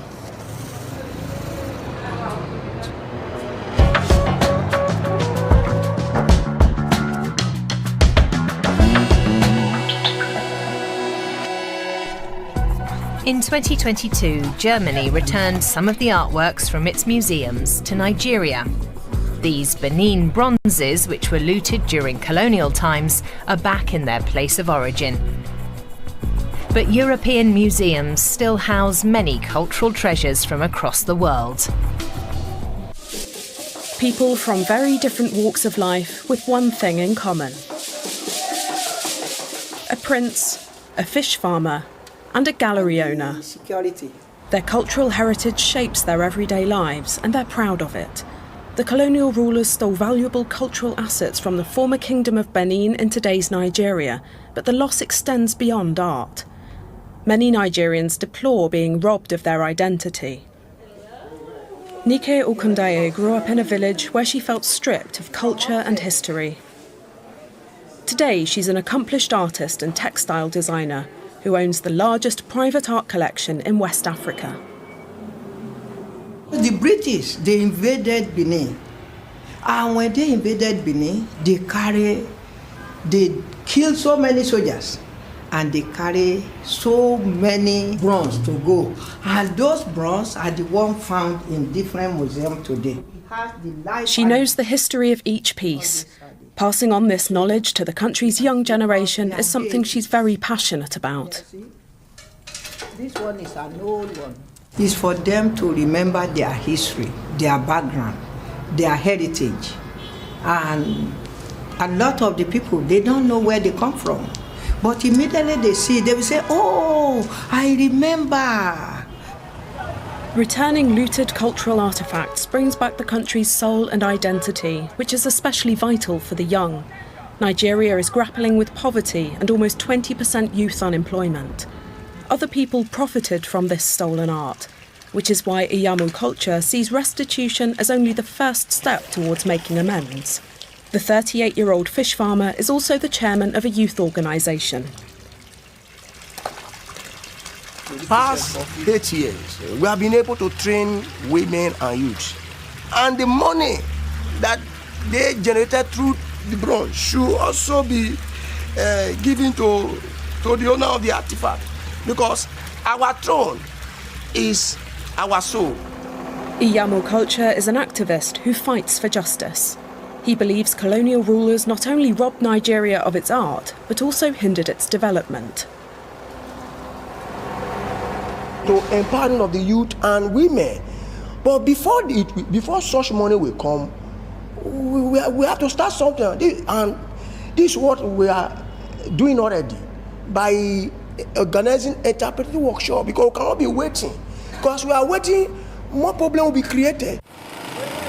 Insecurity and an ongoing economic crisis are weighing on Nigerians. Money is practically worthless. The naira currency is at a record low. There are fuel shortages, despite Nigeria being Africa's second largest oil-producing country. With only very few refineries, Nigeria relies on fuel imports.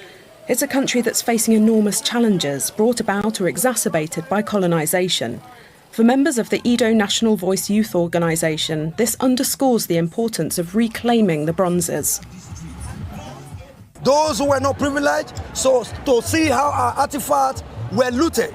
Now, when in the returns of the artifact, we now have to tell them the real history of how it happened. This artifact you're seeing, this was how it came about. There are plans to build a new museum in Benin City.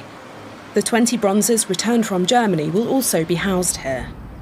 A few kilometres away lies the historic royal site where in the colonial era, the British plundered the bronzes and other treasures and sold them worldwide.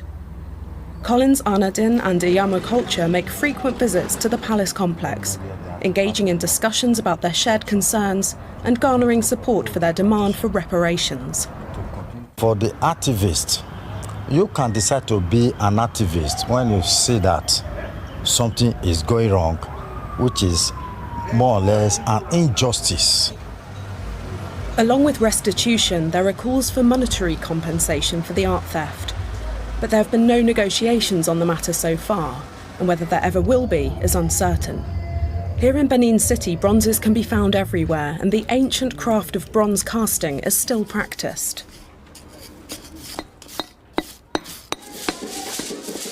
The bronzes are also spiritual companions.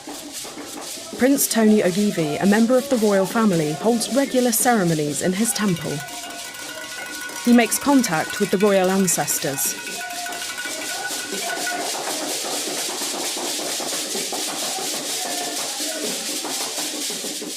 I was chosen by the gods. Benin, the Benin people, we believe in tradition. The Benin people own tradition. So I don't know. It's a big question that I would like everybody all over the world to come here, because I don't know what's happening. For the Almighty God to choose this place. If we don't know what our ancestors achieved, we lack inspiration for the future, he says. In the midst of political and economic turmoil, Nigeria is also mired in a long and slow battle for justice.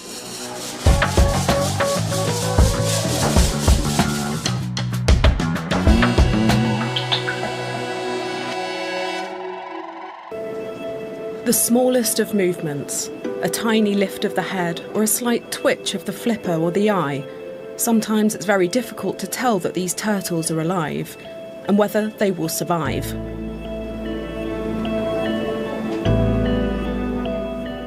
It's important that we treat every turtle as if it's alive, and we treat it with respect and handle it with care.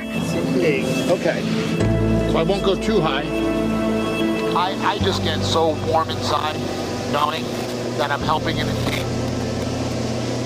everything we can to not let them get extinct. Unfortunately, the turtles are in this position because of the actions that we've done, so I felt really drawn to helping these animals. This is where they wash up, Massachusetts on the east coast of the US. The average sea temperature around the Cape Cod Peninsula is below 4 degrees Celsius in winter, too cold for the turtles that stray into the bay and freeze in the water. Sasha Milski takes me along on her patrol. Where the turtles end up depends on the wind and current. I mean, sometimes I like to say that we're turtle EMTs. We're out collecting these turtles and trying to protect them and keep them alive. If we didn't do this mission, then about 900 sea turtles would die every year stranded on Cape Cod shores. So, a network of volunteers patrols the beach. The turtles can wash up anywhere along a 100-kilometre stretch of coastline, depending on the wind direction and other factors. This morning, the volunteers are searching around 30 kilometres of beach. If they find turtles, they call Sasha. okay, great. So there should be 3 turtles that we are looking for. Is that correct? Besides the one at this end here. Yep. Okay. To save as many animals as possible from the cold as quickly as possible, Sasha has her sled with her. She takes new turtles to the car, one after the other. It's warmer and more sheltered there than on the beach. How is the turtle doing? So these turtles are in a state of cold stunning is what we call it, when they essentially, their body temperature drops so low that they're reaching a state of like what we would understand as hypothermia. Sasha takes the turtles to a sanctuary by car. They found 25 animals today.